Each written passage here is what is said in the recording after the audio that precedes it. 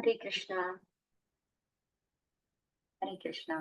ओम अज्ञानतिमिरान्धस्य ज्ञानाञ्जनशलाकया चक्षुरुन्मीलितं येन तस्मै श्रीगुरवे नमः। श्रीचैतन्यमनोभीष्टं स्थापितं येन भूतले स्वयं रूपकथा मह्यं ददाति स्वपदान्तिकम्। वन्देऽहं श्रीगुरो श्रीयुतपथकमलं श्रीगुरून् वैष्णवांश्च श्रीरूपं साग्रजातं सहगणरघुनाथान्वितं तं सजीवं साद्वैतं सावधूतं परिजनसहितं कृष्णचैतन्यदेवम् श्रीराधा कृष्ण पादान् सहगण ललिता श्री विशाखान्वितांश नम ओं विष्णुपादाय कृष्णप्रेष्ठाय भूतले श्रीमदे भक्तिवेदांत स्वामी इति नामिने नमस्ते सारस्वते देवे गौरवाणी प्रचारिणे निर्विशेष शून्यवादी पाश्चात्य देशतारिणे वाञ्छाकल्पतरुभ्यश्च कृपा सिन्धुभ्येव च पतितानां पावनेभ्यो वैष्णवेभ्यो नमो नमः। हे कृष्णा करुणा सिंधु दीनबंधो जगत्पदे गोपेशा गोपिका कांता राधा कांत नमोस्तुते तप्त कांचन गौरांगी राधे वृंदावनेश्वरी वृषभानुसुते देवी प्रणमामि हरिप्रिये। जय श्री कृष्ण चैतन्य प्रभु नित्यानंद श्री अद्वैत गदाधर श्रीवासादि गौर भक्त वृंदा। हरे कृष्णा कृष्ण कृष्ण हरे हरे हरे राम राम राम हरे हरे। हरे कृष्णा श्री राधा गोविंद ഇസ്കോൺ മാംഗ്ലൂരിന്റെ ഭഗവത്ഗീത ലെവൽ 2 ക്ലാസ്സിലേക്ക് എല്ലാ ഭക്തന്മാർക്കും സ്വാഗതം. ഹരേ കൃഷ്ണ. ഇപ്പൊ എല്ലാവരും ലെവൽ 1 കഴിഞ്ഞിട്ട് വന്നിരിക്കാം അല്ലെ? ഇന്നിവിടെ ഭഗവത്ഗീത ലെവൽ 2 നമ്മൾ എല്ലാ ശ്ലോകങ്ങളും ഡീറ്റെയിൽഡ് ആയിട്ട് പഠിക്കുകയാണ് ചെയ്യുന്നത്. എല്ലാ ശ്ലോകങ്ങളും കവർ ചെയ്യുന്നുണ്ട് ലെവൽ 2 നമ്മൾ ലെവൽ 1 കുറച്ച് സ്കിപ്പ് ചെയ്താണ് പോകുന്നത്. കുറച്ചുകൂടെ ഡീറ്റെയിൽഡ് ആയിട്ട് പഠിക്കുകയാണ്. അപ്പൊ ഒന്നാമത്തെ അധ്യായം അർജുന വിഷാദയോഗം അല്ലെ? അർജുന വിഷാദ യോഗത്തിന് ശിലപ്രഭുപാദർ എന്താണ് പേരിട്ടിരിക്കുന്നത്? കുരുക്ഷേത്ര യുദ്ധക്കളത്തിലെ സൈന്യ നിരീക്ഷണം. അതായത് അർജുനൻ എങ്ങനെയാണ് കുരുക്ഷേത്ര യുദ്ധക്കളത്തിൽ എത്തിയിട്ട് തന്റെ അതാണ് ആ ഒരു അധ്യായം മുഴുവൻ അല്ലെ? രണ്ട് സൈന്യങ്ങളെയും തമ്മിൽ കമ്പയർ ചെയ്യുക, അവിടെ ഒരു നിരീക്ഷണം നടത്തുക, അതാണ് ഫസ്റ്റ് അധ്യായം വരുന്നത്. അന്താരാഷ്ട്ര കൃഷ്ണാബോധ സമിതിയുടെ സ്ഥാപക ആചാര്യനായ കൃഷ്ണ കൃപാമൂർത്തി ദിവ്യ പൂജ്യ ശ്രീ ശ്രീമദ് എ.സി. ഭക്തി വേദാന്ത സ്വാമി പ്രഭുപാദരുടെ വ്യാഖ്യാനത്തിന് അടിസ്ഥാനമാക്കിയത്. അപ്പോ നമ്മുടെ ഭഗവത്ഗീത പഠനം എന്ന് പറയുന്നത് ഭഗവത്ഗീത യഥാരൂപം അല്ലെ? ഭഗവത്ഗീത ആസ് ഇറ്റ് ഈസ് എന്താണോ ഭഗവാൻ അർജുനന് പറഞ്ഞു കൊടുത്തത് അത് അതേപടി നമുക്ക് ഗുരുശിഷ്യ പരമ്പരയിലൂടെ പറഞ്ഞു തരികയാണ് ചെയ്യുന്നത്. അപ്പൊ അതാണ് ശില പ്രഭുപാദർ നമുക്ക് ഒരു വ്യത്യാസവും വരുത്തിയിട്ടില്ല. അതായത് ഒന്നും സ്വന്തം അഭിപ്രായം ശില പ്രഭുപാദർ ഇവിടെ പറഞ്ഞിട്ടില്ല. അതാണ് നമുക്ക് മനസ്സിലാക്കാൻ പറ്റുന്നത്. എന്റെ അഭിപ്രായത്തിൽ ഇങ്ങനെയാണ് അല്ലെങ്കിൽ അങ്ങനെ ഒരു രീതിയിലല്ല ശ്രീമദ് ഭഗവത്ഗീത യഥാരൂപം വരുന്നത്. അത് ഗുരുശിഷ്യ പരമ്പരയിലൂടെ എന്താണോ പറഞ്ഞു കൊടുത്തിട്ടുള്ളത് അതേ പ്രകാരമാണ് നമുക്ക് ഭഗവത്ഗീത യഥാരൂപത്തിൽ പറഞ്ഞു തരുന്നത്. ആദ്യം തന്നെ മംഗളാചരണം. ഞാനിപ്പോ ചൊല്ലിയ ശ്ലോകങ്ങളാണ് ഇതില് ഉള്ളത്. ओम अज्ञानतिमिरान्धस्य ज्ञानाञ्जनशलाकया चक्षुरुन्मीलितं येन तस्मै श्रीगुरवे नमः। श्रीचैतन्यमनोभीष्टं स्थापितं येन भूतले स्वयं रूपकथा मह्यं ददाति स्वपदान्तिकं। वन्देऽहं श्रीगुरो श्रीयुतपदकमलं श्रीगुरून् वैष्णवांश्च श्रीरूपं साग्रजातं सहगणरघुनाथान्वितं तं सजीवं साद्वैतं सावधूतं परिजनसहितं कृष्णचैतन्यदेवं श्रीराधा कृष्णपादान् सहगण ललिता श्रीविशाखान्वितांश्च नम ओं विष्णुपादाय कृष्णप्रेष्ठाय भूतले श्रीमदे भक्तिवेदांत स्वामी इति नामिने नमस्ते सारस्वते देवे गौरवाणी प्रचारिणे निर्विशेष शून्यवादी पाश्चात्य देशतारिणे। हे कृष्णा करुणा सिंधु दीनबंधो जगत्पते गोपेश गोपिका कांता राधा कांत नमोस्तुते तप्त कांचन गौरांगी राधे वृंदावनेश्वरी वृषभानुसुते देवी प्रणमामि हरिप्रिये। जय श्री कृष्ण चैतन्य प्रभु नित्यानंद श्री अद्वैत गदाधर श्रीवासादि गौर भक्त वृंद। हरे कृष्ण कृष्ण कृष्ण हरे हरे हरे राम राम राम हरे हरे. ശീല പ്രഭുപാദരുടെ അഭിപ്രായത്തിൽ ഗീത ഒരു അടിസ്ഥാന പ്രബോധന ഗ്രന്ഥമാണ്. ഭഗവത്ഗീത എന്ന് പറയുന്നത് എന്താണ്? എല്ലാവരുടെയും ജീവിതത്തിന്റെ ലൈഫ് മാനുവൽ ആണ്. ഒരു ജീവിതം എങ്ങനെ ജീവിക്കണം എന്നുള്ളത് നമ്മൾ ഭഗവത്ഗീത പഠിച്ചു കഴിഞ്ഞാൽ നമുക്ക് വളരെ മനോഹരമായിട്ട് ആ ജീവിതം ശരിക്കും പറഞ്ഞാൽ ഇത് ചെറിയ പ്രായത്തിൽ തന്നെ പഠിക്കണം എന്ന് വെച്ച് പ്രായം കൂടിയത് കൊണ്ട് പഠിക്കാൻ പറ്റില്ല എന്നല്ല കേട്ടോ. ഏത് പ്രായത്തിലും ഭഗവത്ഗീത പഠിക്കേണ്ടതാണ്. പറ്റുമെങ്കിൽ അത് ഏർലി ഏജിൽ നമുക്ക് കിട്ടുകയാണെങ്കിൽ ഏറ്റവും ബ്യൂട്ടിഫുൾ ആണ്. കാരണം അവരുടെ ജീവിതം മുഴുവൻ ബാക്കി ഉണ്ടാവും അല്ലെ? അവർക്ക് അവിടെ നിന്ന് അങ്ങോട്ട്, അതായത് ഈ ഭഗവത്ഗീത പഠിച്ചു കഴിഞ്ഞാൽ ആ വ്യക്തിക്ക് എങ്ങനെ ഒരു ജീവിതം ബ്യൂട്ടിഫുൾ ആയിട്ട്, നമ്മൾ ചിലയിടത്ത് നമുക്ക് തീരുമാനം എടുക്കാൻ ബുദ്ധിമുട്ടുണ്ടാവും അല്ലെ? ഇവിടെ എന്ത് തീരുമാനം എടുക്കണം എന്നത് ആപ്റ്റായിട്ട് നമുക്ക് തീരുമാനം എടുക്കാൻ സാധിക്കും. വളരെ പ്രോഗ്രസ് ചെയ്യാൻ ലൈഫിൽ ഏറ്റവും ബ്യൂട്ടിഫുൾ ആയിട്ടുള്ള എന്താ പറയേണ്ടത്, അങ്ങനെ ഒരു ബ്യൂട്ടിഫുൾ ലൈഫ് നമ്മൾ ജീവിക്കാൻ ആഗ്രഹിക്കുന്നുവെങ്കിൽ നമ്മൾ ഭഗവത്ഗീത അടിസ്ഥാനമാക്കിക്കൊണ്ട് ജീവിക്കണം. ഭഗവത്ഗീത വളരെ ശ്രദ്ധയോടെ പഠിക്കണം. അത് നമ്മുടെ ബാഹ്യ പ്രവർത്തനങ്ങളെ നിയന്ത്രിക്കാൻ സഹായിക്കും. ഒരാൾ തത്വചിന്തയുടെ ഒഴുക്ക് മനസ്സിലാക്കണം, ഒറ്റയ്ക്കല്ല. അപ്പോ നമ്മള് എന്താണ് ആധ്യാത്മികമായിട്ടുള്ള കാര്യങ്ങൾ നമ്മൾ എങ്ങനെ സ്വതവേ ചെയ്യാറ്? അശ്രദ്ധമായിട്ടാണ് ചെയ്യാറ്, അല്ലെ?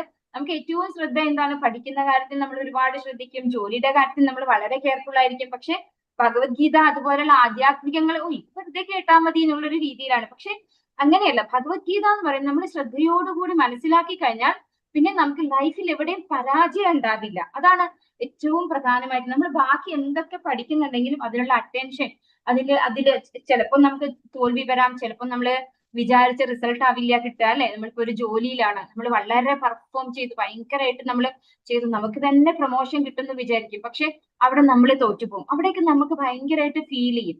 പക്ഷെ ഭഗവത്ഗീത പഠിച്ചു കഴിഞ്ഞാൽ ആ ഫീലിങ്സിൽ നിന്ന് നമുക്ക് രക്ഷപ്പെടാൻ പറ്റും. എവിടെയും നമുക്കൊരു പരാജയം നമുക്ക് ഫീൽ ചെയ്യില്ല. നമ്മൾ തോറ്റുപോയാലും അത് നമ്മുടെ ജയമായിട്ട് മനസ്സിലാക്കാൻ നമുക്ക് സാധിക്കും ഭഗവത്ഗീത പഠിച്ചു കഴിഞ്ഞാൽ. ഭഗവാൻ കൃഷ്ണന്റെ കാരുണ്യം. ശങ്കരാചാര്യർ ഗീതയെ അമൃതത്തിന്റെ നദിയായിട്ടാണ് വിശേഷിപ്പിക്കുന്നത്. മഹാഭാരത ചരിത്രം, അടുത്ത സ്ലൈഡ്. അർജുനൻ യുദ്ധം ചെയ്യാൻ നിഷേധി. അപ്പൊ ഈ ഒരു അധ്യായത്തിൽ എന്തൊക്കെ പറയുന്നു എന്നാണ് ഇവിടെ കാണിക്കുന്നത്. അതായത് ഭഗവത്ഗീതയുടെ ശ്രീപാദ ശങ്കരാചാര്യരുടെ എക്സ്പ്ലനേഷൻസ് അതുകൊണ്ട്. പിന്നെ മഹാഭാരത ചരിത്രം ഒരു സ്ലൈഡിൽ കൊടുത്തിട്ടുണ്ട്. അർജുനൻ എന്തുകൊണ്ട് യുദ്ധം ചെയ്യാൻ നിഷേധിക്കുന്നു പറയുന്നുണ്ട്. ഇതിലെ ജീവാത്മാവിനോടുള്ള അനുകമ്പയാൽ ഭഗവാൻ ശ്രീകൃഷ്ണൻ ഗീത ഉപദേശിക്കുന്നു. ഇത്രയും കാര്യങ്ങളാണ് നമ്മൾ ഈ ഒരു അധ്യായത്തിൽ വ്യക്തമായിട്ട് പഠിക്കുന്നത്.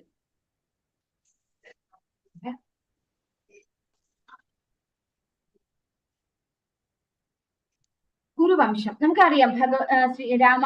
ഭാഗവതം മഹാഭാരതം എല്ലാവർക്കും പരിചയമുള്ളതായിരിക്കും. എന്നാലും ഒരു സ്റ്റാർട്ടിംഗ് എന്നുള്ള നിലയ്ക്ക് ആ ഒരു ഫാമിലി ട്രീ ആണ് ഇവിടെ കാണിക്കുന്നത്. കുരുവംശം അതാണ് മഹാഭാരതത്തില് പാണ്ഡവരുടെ അതുപോലെ ധൃതരാഷ്ട്രയുടെയും പാണ്ഡുവിന്റെയും ഒക്കെ വംശം എന്ന് പറയുന്നത് കുരുവംശം എന്നാണ് പറയുന്നത്. ഈ കുരുവംശത്തിന്റെ സ്റ്റാർട്ടിങ് വരുന്നത് ചന്ദനു മഹാരാജാവിൽ നിന്നാണ്. ചന്ദന മഹാരാജാവിന്റെ ആദ്യത്തെ ഭാര്യയായിരുന്നു ഗംഗ. ഗംഗയിൽ നിന്ന്, ഗംഗ എന്ന് നമ്മള് അറിയുന്ന ഗംഗാദേവി അല്ലെ, ഗംഗാ നദി, അത് തന്നെയാണ് ഗംഗ പറയുന്നത്.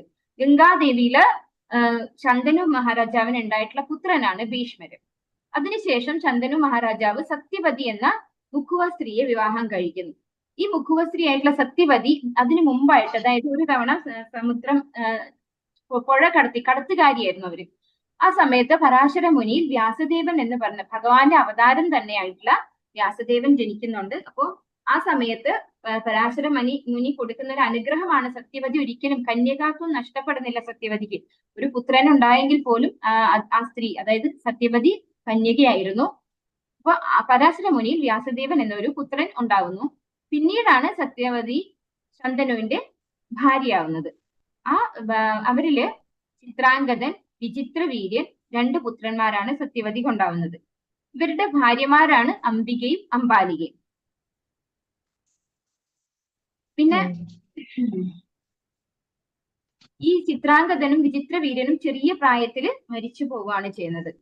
അപ്പൊ അവരെ അംബിക, അംബാലിക ഇവർക്കാർക്കും മക്കൾ ഉണ്ടായില്ല. അപ്പൊ ആ കുരുവംശം എന്താണ്, മക്കളില്ലാതെ ആയി പോകും എന്ന് പറഞ്ഞപ്പോ വ്യാസദേവനെയാണ് പുത്രോത്പാദനത്തിന് നിയോഗിക്കുന്നത്. അങ്ങനെ അംബികയ്ക്കും അംബാലികയ്ക്കും അതുപോലെ ഒരു ദാസിയയ്ക്കും ഓരോ കുട്ടികൾ ഉണ്ടാവുന്നതാണ്.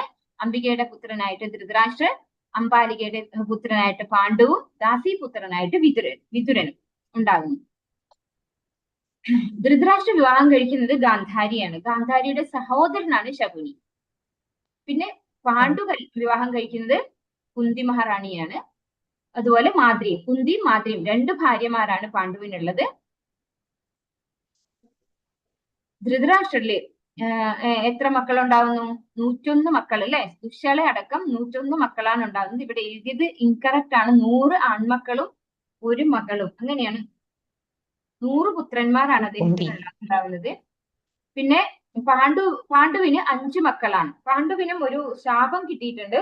അതുകൊണ്ട് പാണ്ഡുവിന് നേരിട്ട് മക്കൾ ഉണ്ടായില്ല. കുന്തി മഹാറാണിക്ക് ദുർവാസാവ് മഹർഷിയിൽ നിന്നൊരു അനുഗ്രഹം കിട്ടിയിട്ട് ദേവന്മാരിൽ നിന്നാണ് മക്കൾ ഉണ്ടാവുന്നത്. അങ്ങനെ സൂര്യദേവൻ ആദ്യം തന്നെ അനുഗ്രഹം കിട്ടുമ്പോ കുന്തി മഹാറാണി വിവാഹിതയായിരുന്നില്ല.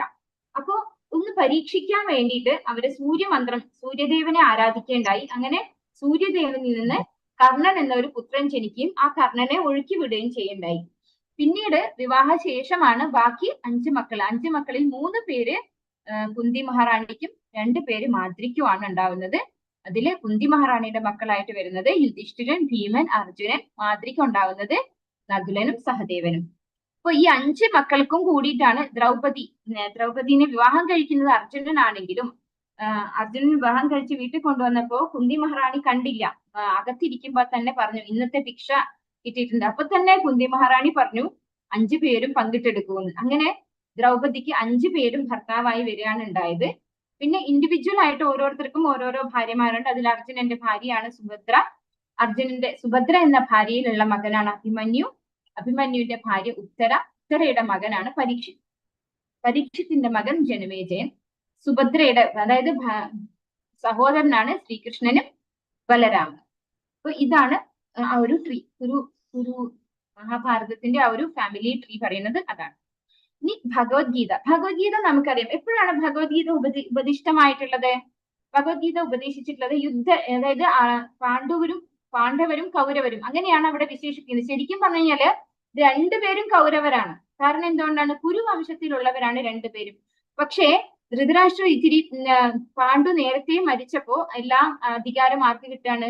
ധൃതരാഷ്ട്ര. ആക്ച്വലി ധൃതരാഷ്ട്രക്ക് അദ്ദേഹമാണ് മൂത്ത പുത്രൻ എന്ന് പറയുന്നത്. അദ്ദേഹം അന്ധനായതുകൊണ്ട് അദ്ദേഹത്തിന് രാജ്യഭാരം എടുക്കാൻ പറ്റില്ല. അങ്ങനെയാണ് പാണ്ഡുവിന് രാജ്യഭാരം കിട്ടുന്നത്. അപ്പോ പാണ്ഡുവിന്റെ മക്കളാണ് പിന്നീട് ഭരിക്കേണ്ടത്. പ്രായം കൊണ്ടും യുധിഷ്ഠിരനാണ് ഏറ്റവും മൂത്ത സഹോദരൻ ദുര്യോധനനേക്കാളും. പിന്നെ ചേഷ്ടാനിയന്മാർ തമ്മിൽ പങ്കിടുകയാണെങ്കിൽ പോലും ഹാഫ് പോർഷൻ, അതായത് പകുതി രാജ്യം പാണ്ഡവർക്കുള്ളതാണ്, യുധിഷ്ഠിരനുള്ളതാണ്. പക്ഷേ ഇവരതൊന്നും കൊടുത്തില്ല. പോയിട്ട് ഒരു വീടോ ഒരു ഗ്രാമോ ഒന്നും കൊടുക്കില്ല, ഒരു സൂചി കുത്താനുള്ള ഇടം പോലും കൊടുക്കില്ല എന്ന് ഭഗവാൻ ശ്രീകൃഷ്ണൻ അവിടെ ദൂതിന് പോയപ്പോ പറഞ്ഞു. അപ്പൊ അങ്ങനെയുള്ള ഒരു സിറ്റുവേഷൻ വന്നപ്പോഴാണ് യുദ്ധം അനിവാര്യമായിട്ട് വന്നത്. ആ ഒരു യുദ്ധരംഗത്ത് വന്നപ്പോഴാണ് ഭഗവത്ഗീത എന്ന് പറയുന്ന ആ ഒരു വിശിഷ്ടമായിട്ടുള്ള ഒരു ഉപദേശം അല്ലെ അത് നമുക്ക് കിട്ടുന്നത്. ഭഗവാൻ അർജുനന് കൊടുക്കുന്നത് ഈ ഒരു യുദ്ധവേദിയിലാണ്. ഇതിനകത്ത് 3 പോർഷൻ ആയിട്ടാണ് ഇരിക്കുന്നത്. 18 അധ്യായങ്ങളാണുള്ളത്. അതിൽ 6 അധ്യായങ്ങൾ ഓരോ പോർഷൻ ആയിട്ടാണ് പറയുന്നത്. ഫസ്റ്റ് 6 ചാപ്റ്റേഴ്സ്, അതായത് 1 മുതൽ 6 വരെയുള്ള അധ്യായങ്ങളിൽ കർമ്മയോഗം, അതാണ് എങ്ങനെ കർമ്മം ചെയ്യണം എന്ന് പഠിപ്പിക്കുന്നു. ഇനി ഉള്ള 7 മുതൽ 12 വരെയുള്ള അധ്യായത്തിൽ ഭക്തിയോഗം, പിന്നെ 13 മുതൽ 18 വരെയുള്ള അധ്യായങ്ങളിൽ ജ്ഞാനയോഗം. ഇതില് ഭക്തിയോഗ വളരെ വിശേഷപ്പെട്ടതാണ്. അതുകൊണ്ടാണ് അതിങ്ങനെ ലോക്ക് ചെയ്ത് നടുക്കുള്ള പോർഷനിലാണ് വെച്ചിരിക്കുന്നത്. നമുക്കറിയാം, നമ്മൾ ഭഗവത്ഗീത ക്ലാസ്സിൽ രജിസ്റ്റർ ഒക്കെ ചെയ്യുമ്പോൾ കുറേ പേര് സ്റ്റാർട്ടിങ് വരും. 1-ാമത്തെ ദിവസം ഒരുപാട് ആളുണ്ടാവും. 2-ാമത്തെ ദിവസം ആകുമ്പോൾ കുറെ കുറഞ്ഞിട്ടുണ്ടാവും. ശരിക്കും പറഞ്ഞാല് അതിൽ മിഡിൽ പോർഷൻ ആരാണോ ഇവിടെ ഇരിക്കുന്നത് അവർക്ക് മാത്രമാണ് ഈ വിശിഷ്ടമായിട്ടുള്ള ഭക്തിയോഗ കിട്ടുന്നത്. അവർക്ക് മാത്രമാണ്. അപ്പോ ക്ഷമയോടുകൂടി കേൾക്കുന്നവർക്ക് മാത്രമാണ് കിട്ടുന്നത്. ആചാര്യന്മാർ ഭക്തിയോഗ ശ്രീമദ് ഭഗവത്ഗീതയുടെ മധ്യത്തിലാക്കിയിരിക്കുന്നതിന്റെ കാരണങ്ങൾ പറഞ്ഞിരിക്കുന്നു. അവ താഴെ കൊടുത്തിരിക്കുന്നു. ഭക്തി രഹസ്യമാണ്. ഭക്തിയാണ് എല്ലാ ഗ്രന്ഥങ്ങളുടെയും സാരാംശം. ഭക്തി ഇല്ലാതെ കർമ്മയോഗവും ജ്ഞാനയോഗവും ജീവനില്ല. ഭക്തിയാണ് അതിന് ജീവൻ നൽകുന്നത്. പൊതുവെ മനുഷ്യർ അടുപ്പത്തിലാകാതെ രഹസ്യമായ കാര്യങ്ങൾ വെളിപ്പെടുത്തില്ല. അതുകൊണ്ട് ബഹുമാനാർത്ഥം ഭക്തി മധ്യത്തിൽ കൊടുത്തിരിക്കുന്നു. ഏറ്റവും പ്രാധാന്യമുള്ളതിനാൽ ഭക്തി മധ്യത്തിൽ കൊടുത്തിരിക്കുന്നു. ഉദാഹരണം, തന്റെ സൈന്യത്തോടൊപ്പം യാത്ര ചെയ്യുന്ന രാജാവ് മധ്യത്തിലാണ്. അങ്ങനെ അദ്ദേഹം സുരക്ഷിതനാണ്. അപ്പൊ എന്തുകൊണ്ടാണ് ഭഗവത്ഗീതയില് ഭക്തിയോഗ വളരെ മിഡിൽ പോർഷനിൽ, വളരെ സേഫ് അല്ലെ? നമ്മൾ സേഫ് ലോക്കറൊക്കെ എവിടെയാണ് വെക്കാൻ? വളരെ മിഡിൽ പോർഷൻ അല്ലെ? കബോർഡിന്റെ മിഡിൽ പോർഷനിലാണ് ലോക്കറൊക്കെ ഇരിക്കുക. അതുപോലെ ഭഗവത്ഗീതയിൽ ഭക്തിയോഗം ഏറ്റവും മിഡിൽ പോർഷനിലാണ് ഇരിക്കുന്നത്. അത് നന്നായി അടുപ്പത്തിലായാൽ മാത്രമേ രഹസ്യമായ കാര്യങ്ങൾ വെളിപ്പെടുത്തുള്ളൂ എന്നതുപോലെ ഭഗവത്ഗീത നന്നായിട്ട്, അതായത് ആരാണോ ഈ ഒരു ഭഗവത്ഗീതയായിട്ട് ഫെമിലിയർ ആയിട്ട് പോകുന്നത് അവർക്കാണ് ഭക്തിയോഗ ആവശ്യമുള്ളത് അല്ലെ? എപ്പോഴെങ്കിലും വന്ന് കേട്ടിട്ട് പോകുന്നവർക്ക് മനസ്സിലാക്കാനുള്ളതല്ല ഭഗവത്ഗീത. അവർക്ക് മനസ്സിലാവില്ല ഭഗവത്ഗീത. ശ്രീല പ്രഭുപാദരുടെ വ്യാഖ്യാനം താഴെ കൊടുത്തിരിക്കുന്ന വൈഷ്ണവന്മാരുടെ വ്യാഖ്യാനത്തിന് അടിസ്ഥാനമാക്കിയിട്ടുള്ളതാണ്. അപ്പൊ എങ്ങനെയാണ് ഭഗവത്ഗീത യഥാരൂപം ഏത് ഗ്രന്ഥങ്ങളിലൂടെയാണ് ശ്രീല പ്രഭുപാദർ എടുത്തിരിക്കുന്നത്? പ്രമുഖമായിട്ട് ശ്രീല ബലദേവ് വിദ്യാഭൂഷൺ, ശ്രീല വിശ്വനാഥ് ചക്രവർത്തി ഠാക്കൂർ, ശ്രീധരസ്വാമി, ശ്രീപാദ് രാമാനുചാര്യ, ഈ 4 ആചാര്യന്മാരുടെ ഗ്രന്ഥങ്ങളെ അടിസ്ഥാനപ്പെടുത്തിക്കൊണ്ടാണ് ഇതിന്റെ വിവർത്തനവും ഭാവാർത്ഥവും ശിലപ്രഭുപാദർ നമുക്ക് തന്നിരിക്കുന്നത്. ഭഗവത്ഗീതയിൽ 700 ശ്ലോകങ്ങളുടെ വിഭജനം, അതായത് മൊത്തത്തിൽ 700 ശ്ലോകമാണ് ഭഗവത്ഗീതയിൽ ഉള്ളത്. അത് എങ്ങനെയാണ് ഡിവൈഡ് ചെയ്തിരിക്കുന്നത്? ഏറ്റവും കൂടുതൽ 574 ശ്ലോകങ്ങൾ പറഞ്ഞിരിക്കുന്നത് ഭഗവാനാണ്. 82% ശ്ലോകങ്ങൾ ഭഗവാനാണ് പറഞ്ഞിരിക്കുന്നത്.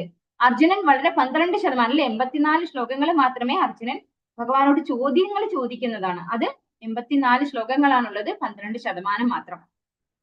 പിന്നെ സഞ്ജയൻ ധൃതരാഷ്ട്രോട് പറയുന്നതായിട്ടാണ് ഭഗവത്ഗീത ഉള്ളത് അല്ലെ. അങ്ങനെ സഞ്ജയൻ പറയുന്ന ശ്ലോകങ്ങൾ 41, ധൃതരാഷ്ട്ര പറയുന്നത് ഒരേ ഒരു ശ്ലോകം, സ്റ്റാർട്ടിങ് ഒരു ശ്ലോകം മാത്രമാണ് ധൃതരാഷ്ട്ര ഇവിടെ പറയുന്നത്. അപ്പോ നമുക്ക് ഭഗവത്ഗീത ഒന്നാമത്തെ ശ്ലോകം നോക്കാം. ധൃതരാഷ്ട്ര ഉവാച ധർമ്മക്ഷേത്രേ കുരുക്ഷേത്രേ സമവേതായുയുത്സവഃ മാമകാഃ പാണ്ഡവാശ്ചൈവ കിമകുർവത സഞ്ജയ. ധൃതരാഷ്ട്ര പറഞ്ഞു, ഹേ സഞ്ജയ, പുണ്യസ്ഥലമായ കുരുക്ഷേത്രത്തിൽ യുദ്ധോത്സുകരായി ഒന്നിച്ചുകൂടിയ എന്റെ മക്കളും പാണ്ഡുപുത്രരും എന്ത് ചെയ്തു? അപ്പോ ഏറ്റവും ഒന്നാമത്തെ ശ്ലോകം വളരെ ഇമ്പോർട്ടന്റ് ആയിട്ടുള്ള ശ്ലോകമാണ്. പഠിക്കാൻ പറ്റുന്നവർ പഠിക്കാം.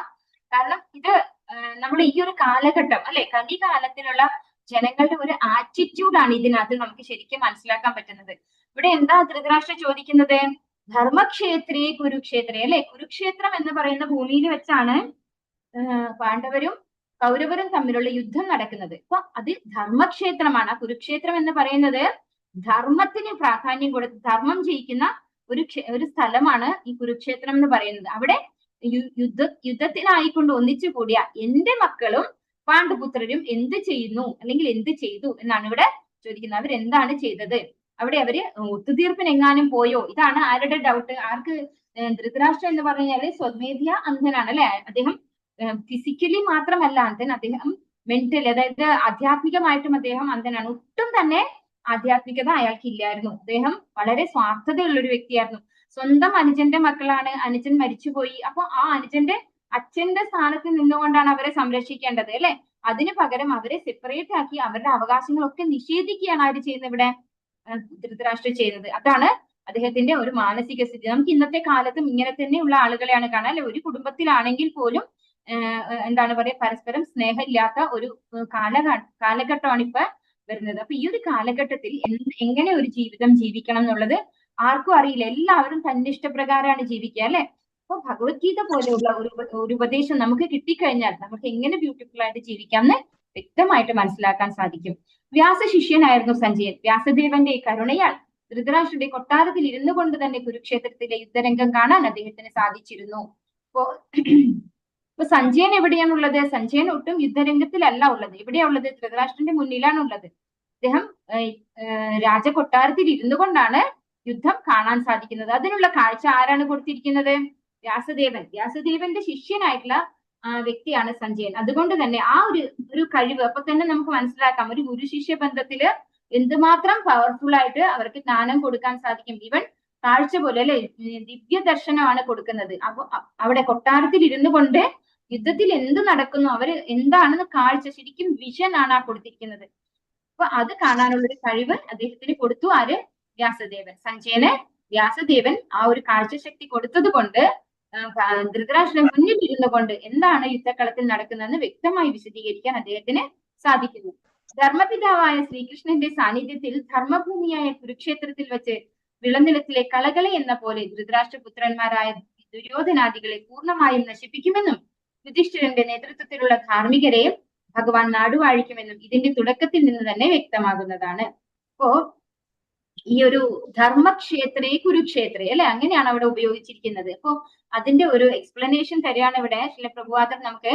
എങ്ങനെയാണോ നമ്മള് ഒരു എന്താ പറയാ, ഞാറൊക്കെ നടില്ല, നമ്മള് നെല്ലൊക്കെ വിതയ്ക്കില്ലേ, അപ്പൊ ആ സമയത്ത് അതിന്റെ ഇടയിലൊക്കെ കുറെ കളകളൊക്കെ വരും അല്ലെ, അത് നമ്മൾ എന്താ ചെയ്യാ, പറിച്ചു കളി. അതുപോലെ ഈ ഒരു കുരുക്ഷേത്ര ഭൂമിയിൽ വെച്ച് ദുര്യോധനാദികളെ മുഴുവനായും നശിപ്പിക്കും. എങ്ങനെയാണോ വിളനിലത്തിലെ കളകളെ നശിപ്പിക്കുന്നത് അതുപോലെ നശിപ്പിക്കും എന്നുള്ള ആ ഒരു ഇൻഡിക്കേഷൻ ധർമ്മക്ഷേത്രേ കുരുക്ഷേത്രേ എന്ന ഒരു വാക്കിൽ തന്നെ ഇൻക്ലൂഡഡ് ആയ കാര്യം എന്താണ്? ധർമ്മക്ഷേത്രത്തിൽ എന്ത് മാത്രമേ ജയിക്കുള്ളൂ? ധർമ്മം മാത്രമേ ജയിക്കുള്ളൂ. ദുര്യോധനാദികൾ എന്താണ്? പൂർണ്ണമായിട്ടും അധാർമികരാണ് അല്ലെ. അപ്പൊ പക്ഷെ പാണ്ഡവരാകട്ടെ പരിപൂർണമായിട്ട് ധർമ്മിഷ്ഠരുമാണ്. അപ്പൊ അങ്ങനെയുള്ള പാണ്ഡവര് മാത്രമേ ജയിക്കുകയുള്ളൂ എന്നുള്ളത് ആ ഒരു ശ്ലോകത്തിൽ തന്നെ വ്യക്തമാണ്. അങ്ങനെ പാണ്ഡവരെ രാജ്യഭാരം ഏൽപ്പിക്കപ്പെടും, അവർക്ക് ആ ഒരു യുദ്ധത്തിൽ വിജയിക്കാൻ സാധിക്കുമെന്ന് ആദ്യത്തെ ശ്ലോകത്തിൽ ധൃതരാഷ്ട്രയുടെ ആ ഒരു ആറ്റിറ്റ്യൂഡിൽ നിന്ന് വന്ന ആ ഒരു ശ്ലോകത്തിൽ തന്നെ വ്യക്തമാണ് എന്നിവിടെ പറഞ്ഞു തരികയാണ്. സഞ്ജയ ഉവാച ദൃഷ്ട്വാ തു പാണ്ഡവാനീകം വ്യൂഢം ദുര്യോധനസ്തദാ ആചാര്യമുപസംഗമ്യ രാജാ വചനമബ്രവീത്. സഞ്ജയൻ പറഞ്ഞു, അല്ലയോ രാജാവേ, പാണ്ഡുപുത്രന്മാർ സജ്ജമാക്കിയ സൈന്യത്തെ കണ്ട് ദുര്യോധന മഹാരാജാവ് ആചാര്യന്റെ മുമ്പിൽ ചെന്ന് ഇങ്ങനെ പറഞ്ഞു. അപ്പോ സഞ്ജയൻ പറയാണ് ധൃതരാഷ്ട്രോട്, അല്ലെ, ധൃതരാഷ്ട്രർ ചോദിച്ച ചോദ്യം എന്താണ്? അവരവിടെ എന്താ ചെയ്യുന്നത്? അവിടെ യുദ്ധത്തിനായിട്ട് ഒത്തുകൂടി നിൽക്കുന്ന എന്റെ മക്കളും പാണ്ഡുപുത്രരും എന്താ ചെയ്യുന്നത് എന്നാണ് ചോദിച്ചത്. അപ്പൊ പറഞ്ഞു കൊടുക്കാണ്, ആ ഒരു സൈന്യം കണ്ടപ്പോ ദുര്യോധനൻ ആചാര്യന്റെ മുന്നിൽ ചെന്ന്, ആരാണ് ആചാര്യൻ? ദ്രോണാചാര്യൻ, അല്ലെ, അദ്ദേഹത്തിന്റെ മുന്നിൽ ചെന്ന് ഇങ്ങനെ പറഞ്ഞു. ജനനം മുതൽക്കേ അന്ധനായിരുന്നു ധൃതരാഷ്ട്രൻ. നിർഭാഗ്യവശാൽ ആധ്യാത്മിക വീക്ഷണവും അദ്ദേഹത്തിനില്ല. ധർമ്മത്തെ സംബന്ധിച്ചിടത്തോളം തന്റെ മക്കളും അത്ര തന്നെ അന്ധരാണെന്ന് അദ്ദേഹത്തിന് നന്നായി അറിയാം. പശ്യീതാം പാണ്ഡുപുത്രാണാം ആചാര്യ മഹതീം ചമൂം വ്യൂഢാം ദ്രുപദപുത്രേണ തവ ശിഷ്യേണ ധീമതാം. അല്ലയോ ആചാര്യ, അങ്ങയുടെ ശിഷ്യനും ബുദ്ധിശാലിയുമായ ദ്രുപദപുത്രൻ ഒരുക്കി നിർത്തിയിട്ടുള്ള ഈ മഹത്തായ പാണ്ഡവ സൈന്യത്തെ ഒന്ന് നോക്കൂ. ഈ ഒരു ശ്ലോകത്തില് ദുര്യോധനന്റെ ആറ്റിറ്റ്യൂഡാണ് വ്യക്തമായിട്ട് നമുക്ക് മനസ്സിലാകുന്നത്. അതായത് ഇവിടെ എന്താ പറയുന്നത്? ദ്രോണാചാര്യർ അടുത്ത് പോയിട്ടാണ് ദുര്യോധനൻ സംസാരിക്കുന്നത്. അദ്ദേഹം പറയാണ്, അങ്ങയുടെ എന്താണ്, വ്യൂഢ ദ്രുപദപുത്രേണ തവ ശിഷ്യേണ ധീമത. അപ്പൊ ദ്രുപദപുത്രൻ, അതായത് തവ ശിഷ്യ, അതായത് ദ്രോണാചാര്യരുടെ ശിഷ്യനാണ് ഈ ദ്രുപദപുത്രൻ. ദ്രുപദപുത്രൻ എന്ന് പറഞ്ഞാൽ ആരാണ്? ദൃഷ്ടദ്യുമ്നൻ, അല്ലെ. അദ്ദേഹത്തിന്റെ പേര് ഉപയോഗിച്ചാൽ പോരെ, ദൃഷ്ടദ്യുമ്നൻ എന്ന പേര് തന്നെ ഉപയോഗിച്ചാൽ പോരെ. പക്ഷെ അതിനു പകരം ഇവിടെ ദ്രുപദപുത്രൻ. എന്തുകൊണ്ടാണ് ഇത് ഉപയോഗിച്ചിരിക്കുന്നത്? ദ്രുപദനും ദ്രോണാചാര്യരുമായിട്ടൊരു ഇഷ്ടക്കേടുണ്ട്, ഒരു രാഷ്ട്രീയ വൈരമുണ്ട്. അത് എന്തുകൊണ്ടുണ്ടായതാണ്? അവർ രണ്ടുപേരും ഒന്നിച്ച് പഠിച്ചതാണ്. ആ പഠിക്കുന്ന കാലത്ത് നല്ല സുഹൃത്തുക്കളുമായിരുന്നു. ആ സമയത്ത് ദ്രോണാചാര്യർ വളരെ ദരിദ്രമായിട്ടുള്ള ഒരു ബ്രാഹ്മണ കുടുംബത്തിലുള്ള വ്യക്തിയായിരുന്നു. പക്ഷെ ദ്രുപദനാകട്ടെ ഒരു രാജകുമാരനുമാണ്, രാജാവിന്റെ കൊട്ടാരത്തിൽ നിന്ന് വരികയാണ്. അപ്പോ ദ്രുപദൻ പറയാണ്, എനിക്ക് രാജ്യം കിട്ടുമ്പോ ഞാൻ പാതി രാജ്യം ദ്രോണാചാര്യർക്ക് തരാം എന്ന് ദ്രുപദൻ എഗ്രി ചെയ്യാണ്. പക്ഷെ അത് കുട്ടിക്കാലത്ത് നമ്മൾ കളിക്കുമ്പോൾ നമ്മൾ പലതും പറയും, അല്ലെ. ആ ഒരു രീതിയിലാണ് ദ്രുപദൻ അത് പറഞ്ഞത്. പക്ഷെ പ്രായം വന്ന് ഗുരുകുലത്തിൽ നിന്നൊക്കെ പോയി കഴിഞ്ഞ് കുറച്ചു നാൾ കഴിഞ്ഞ് ദ്രുപദൻ രാജാവായപ്പോൾ ദ്രോണാചാര്യ അവിടെ പോയി, എന്നോട് ഇങ്ങനെ ഒരു എഗ്രിമെന്റ് ഉണ്ടായിരുന്നു, ഇങ്ങനെ ഒരു പ്രോമിസ് ചെയ്തിട്ടുണ്ടായിരുന്നു എന്ന് പറഞ്ഞു. അപ്പൊ അത് ആരെ കേട്ടില്ല, ഉൾക്കൊണ്ടില്ല. ദ്രുപദൻ ഉൾക്കൊണ്ടില്ല, അത് ചെവിക്കൊണ്ടില്ല. അപ്പോ തൊട്ട് ദ്രോണാചാര്യർക്ക് ഒരു ശത്രുതാ മനോഭാവം ദ്രുപദനോട് വരികയാണ്. അപ്പോ അങ്ങനെ അർജുനനോടും അവരോടൊക്കെ ദ്രുപദനെ കെട്ടിക്കൊണ്ടുവരാൻ പറയുന്നുണ്ട്. യുദ്ധം ചെയ്ത് തോൽപ്പിച്ച് കെട്ടിക്കൊണ്ടുവരുന്നുണ്ട്. ആ സമയത്ത് ദ്രുപദൻ ആഗ്രഹിക്കുകയാണ്, ദ്രോണാചാര്യരെ കൊല്ലാൻ പാകത്തിനുള്ള ഒരു മകൻ വേണം എന്ന് ആഗ്രഹിച്ചുകൊണ്ട് ഒരു യത്നം ചെയ്ത് അങ്ങനെ ഉണ്ടായിട്ടുള്ള പുത്രനാണ് ദൃഷ്ടദ്യുമ്നൻ. ആ ദൃഷ്ടദ്യുമ്നനെ ആയോധന കല അഭ്യസിക്കാൻ ദ്രോണാചാര്യരെ തന്നെ പഠിപ്പിക്കാൻ വിടുകയാണ് ചെയ്തത്. അപ്പൊ ദ്രോണാചാര്യർ എന്താണ്? ആയോധന കലയിൽ നല്ല എക്സ്പേർട്ട് ആണ്, അല്ലെ, വളരെ മഹാരഥനായിട്ടുള്ള ഒരു വ്യക്തിയാണ് ദ്രോണാചാര്യർ. അപ്പൊ അദ്ദേഹത്തിന്റെ ക്വാളിറ്റി എന്ന് പറഞ്ഞു കഴിഞ്ഞാൽ അദ്ദേഹം ഒരു ബ്രാഹ്മണനാണ്. ആ ബ്രാഹ്മണന്റെ ഒരു ക്വാളിറ്റി എന്ന് പറഞ്ഞു കഴിഞ്ഞാൽ ആര് തന്റെ മുന്നിൽ വിദ്യ അഭ്യസിക്കാൻ വരുന്നോ അവർക്കൊക്കെ വിദ്യാഭ്യാസം കൊടുക്കുക എന്നുള്ളതാണ് ബ്രാഹ്മണന്റെ ക്വാളിറ്റി. അപ്പൊ ആ ഒരു ക്വാളിറ്റി ഉള്ളത് കൊണ്ട് തന്നെ അദ്ദേഹം ഒരു ശത്രുതാ മനോഭാവം കൂടാതെ ദൃഷ്ടദ്യുമ്നനെ എല്ലാ ആയോധന കലയും ഭംഗിയായി അഭ്യസിപ്പിക്കുകയാണ് ചെയ്യുന്നത്, പഠിപ്പിച്ചു കൊടുക്കുകയാണ് ചെയ്യുന്നത്. അപ്പോ നമുക്കറിയാം, ഒരു അധ്യാപക ഗുരു ശിഷ്യ ബന്ധം എന്ന് പറഞ്ഞു കഴിഞ്ഞാല് അവിടെ ഒരു സ്നേഹബന്ധം ഉണ്ടാവും, അല്ലെ. ഒരു എന്താ പറയാ, എഫെക്ഷൻ ഉണ്ടാവും ഗുരുവിന് ശിഷ്യനോട്, നല്ല ശിഷ്യരാണെങ്കിൽ. അപ്പോ ഇവിടെ ദൃഷ്ടദ്യുമ്നൻ എന്നാണ് ഉപയോഗിച്ചതെങ്കിൽ ദ്രോണാചാര്യരുടെ ഉള്ളിൽ എന്താണ് ഉണ്ടാവുക? ഒരു കമ്പാഷൻ, ഒരു സ്നേഹം ഉണ്ടാവും, അല്ലെ. ദൃഷ്ടദ്യുമ്നനോട് തന്റെ ശിഷ്യനാണ്, പ്രിയ ശിഷ്യനാണ് എന്നുള്ള ഒരു കമ്പാഷൻ, ഒരു ലവ്, ഒരു അഫെക്ഷൻ ഒക്കെ ഉണ്ടാവും. പക്ഷെ ദ്രുപദപുത്രൻ എന്ന് പറയുമ്പോൾ എന്താണ്? ഒരു ശത്രുതയാണ് ഉണ്ടാവുക. അതാണ് അവിടെ ദുര്യോധനൻ ഉപയോഗിക്കുന്ന ആ ഒരു ട്രിക്ക്. അപ്പൊ ദ്രുപദപുത്രൻ എന്ന് പറയാൻ കാരണം അദ്ദേഹത്തിന് ഒരു ശത്രുതയാണ് ഡെവലപ്പ് ചെയ്യേണ്ടത്. ഓപ്പോസിറ്റിലാണ് അവനുള്ളത്, അവർ തോൽപ്പിക്കേണ്ടവരാണ് നമ്മളിപ്പോ. അപ്പൊ ആ ഒരു രീതിയിലാണ് ഇവിടെ ദുര്യോധനൻ ദ്രോണാചാര്യരോട് പറയുന്നത്. നയതന്ത്രജ്ഞനായ ദുര്യോധനന് സർവ്വസൈന്യാധിപനും ബ്രാഹ്മണനുമായ ദ്രോണാചാര്യന്റെ തെറ്റുകളെ ചൂണ്ടിക്കാട്ടേണ്ടിയിരിക്കുന്നു. ദ്രോണാചാര്യർ ഈ യുദ്ധത്തിൽ ഒരു വിട്ടുവീഴ്ചയ്ക്കും തുനിയാതെ ജാഗരൂകനായിരിക്കണമെന്ന് ഉദ്ദേശിച്ചാണ് ദുര്യോധനൻ ആചാര്യന്റെ ഈ തെറ്റ് ചൂണ്ടിക്കാട്ടിയത്. അപ്പൊ ഒരു ശത്രുവായിട്ടുള്ള ദ്രുപദന്റെ പുത്രന് വിദ്യാഭ്യാസം പകർന്നു കൊടുത്തത്, ആയോധന കല അഭ്യസിപ്പിച്ചത് ഒരു കുറ്റമാണ് അല്ലെങ്കിൽ ഒരു തെറ്റാണ് എന്ന് ബോധ്യപ്പെടുത്തുകയാണ് ഇവിടെ ദുര്യോധനൻ ദ്രോണാചാര്യര് ആ ഒരു തെറ്റ് ചൂണ്ടിക്കാണിക്കുകയാണ്. അപ്പൊ ഒട്ടും തന്നെ അവിടെ ഒരു സ്നേഹം ഉണ്ടാവാൻ പാടില്ല, അവരോട് ശത്രുതാ മനോഭാവത്തോടു കൂടി മത്സരിക്കണം എന്നുള്ള ഒരു സൂചന കൊടുക്കുകയാണ് ഇവിടെ ദ്രോണാചാര്യർക്ക് ദുര്യോധനൻ. അത്ര ശൂരാ മഹീശ്വാസാ ഭീമാർജുന സമായുധി യുയുധാനോ വിരാടശ്ച ദ്രുപദശ്ച മഹാരഥഃ.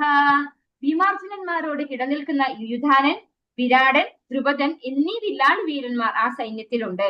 അപ്പോ ഇനി അവിടെയുള്ള സൈന്യത്തിൽ ആരൊക്കെ ഉണ്ട് എന്ന് പറഞ്ഞു കൊടുക്കാണ്. അപ്പൊ ഭീമാർജുനന്മാരോട് കിടനിൽക്കുക പറഞ്ഞാൽ അവരാരാണ്? അവര് മഹാരഥന്മാരാണ് അല്ലെ. അപ്പൊ അത്രയും യോഗ്യരായിട്ടുള്ള, അത്രയും കഴിവുള്ള ഒരുപാട് യോദ്ധാക്കളുണ്ട് നമ്മുടെ പാണ്ഡവ സൈന്യത്തിൽ എന്ന് ആര് പറഞ്ഞു കൊടുക്കാണ്?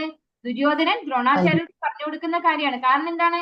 നമ്മൾ വളരെ കെയർഫുൾ ആയിരിക്കണം. ഇത്രയും ആൾക്കാർ അവിടെ ധീരന്മാരായിട്ടുണ്ട്, നല്ല യോദ്ധാക്കളായിട്ടുണ്ട് എന്ന് പറയാണ്. ആരൊക്കെയാണ്? യുയുധാനൻ, വിരാടൻ, ദ്രുപദൻ ഇങ്ങനെയുള്ള വില്ലാളി വീരന്മാർ സൈന്യത്തിലുണ്ട്. കഴിഞ്ഞിട്ടില്ല, ഇനിയുണ്ട്.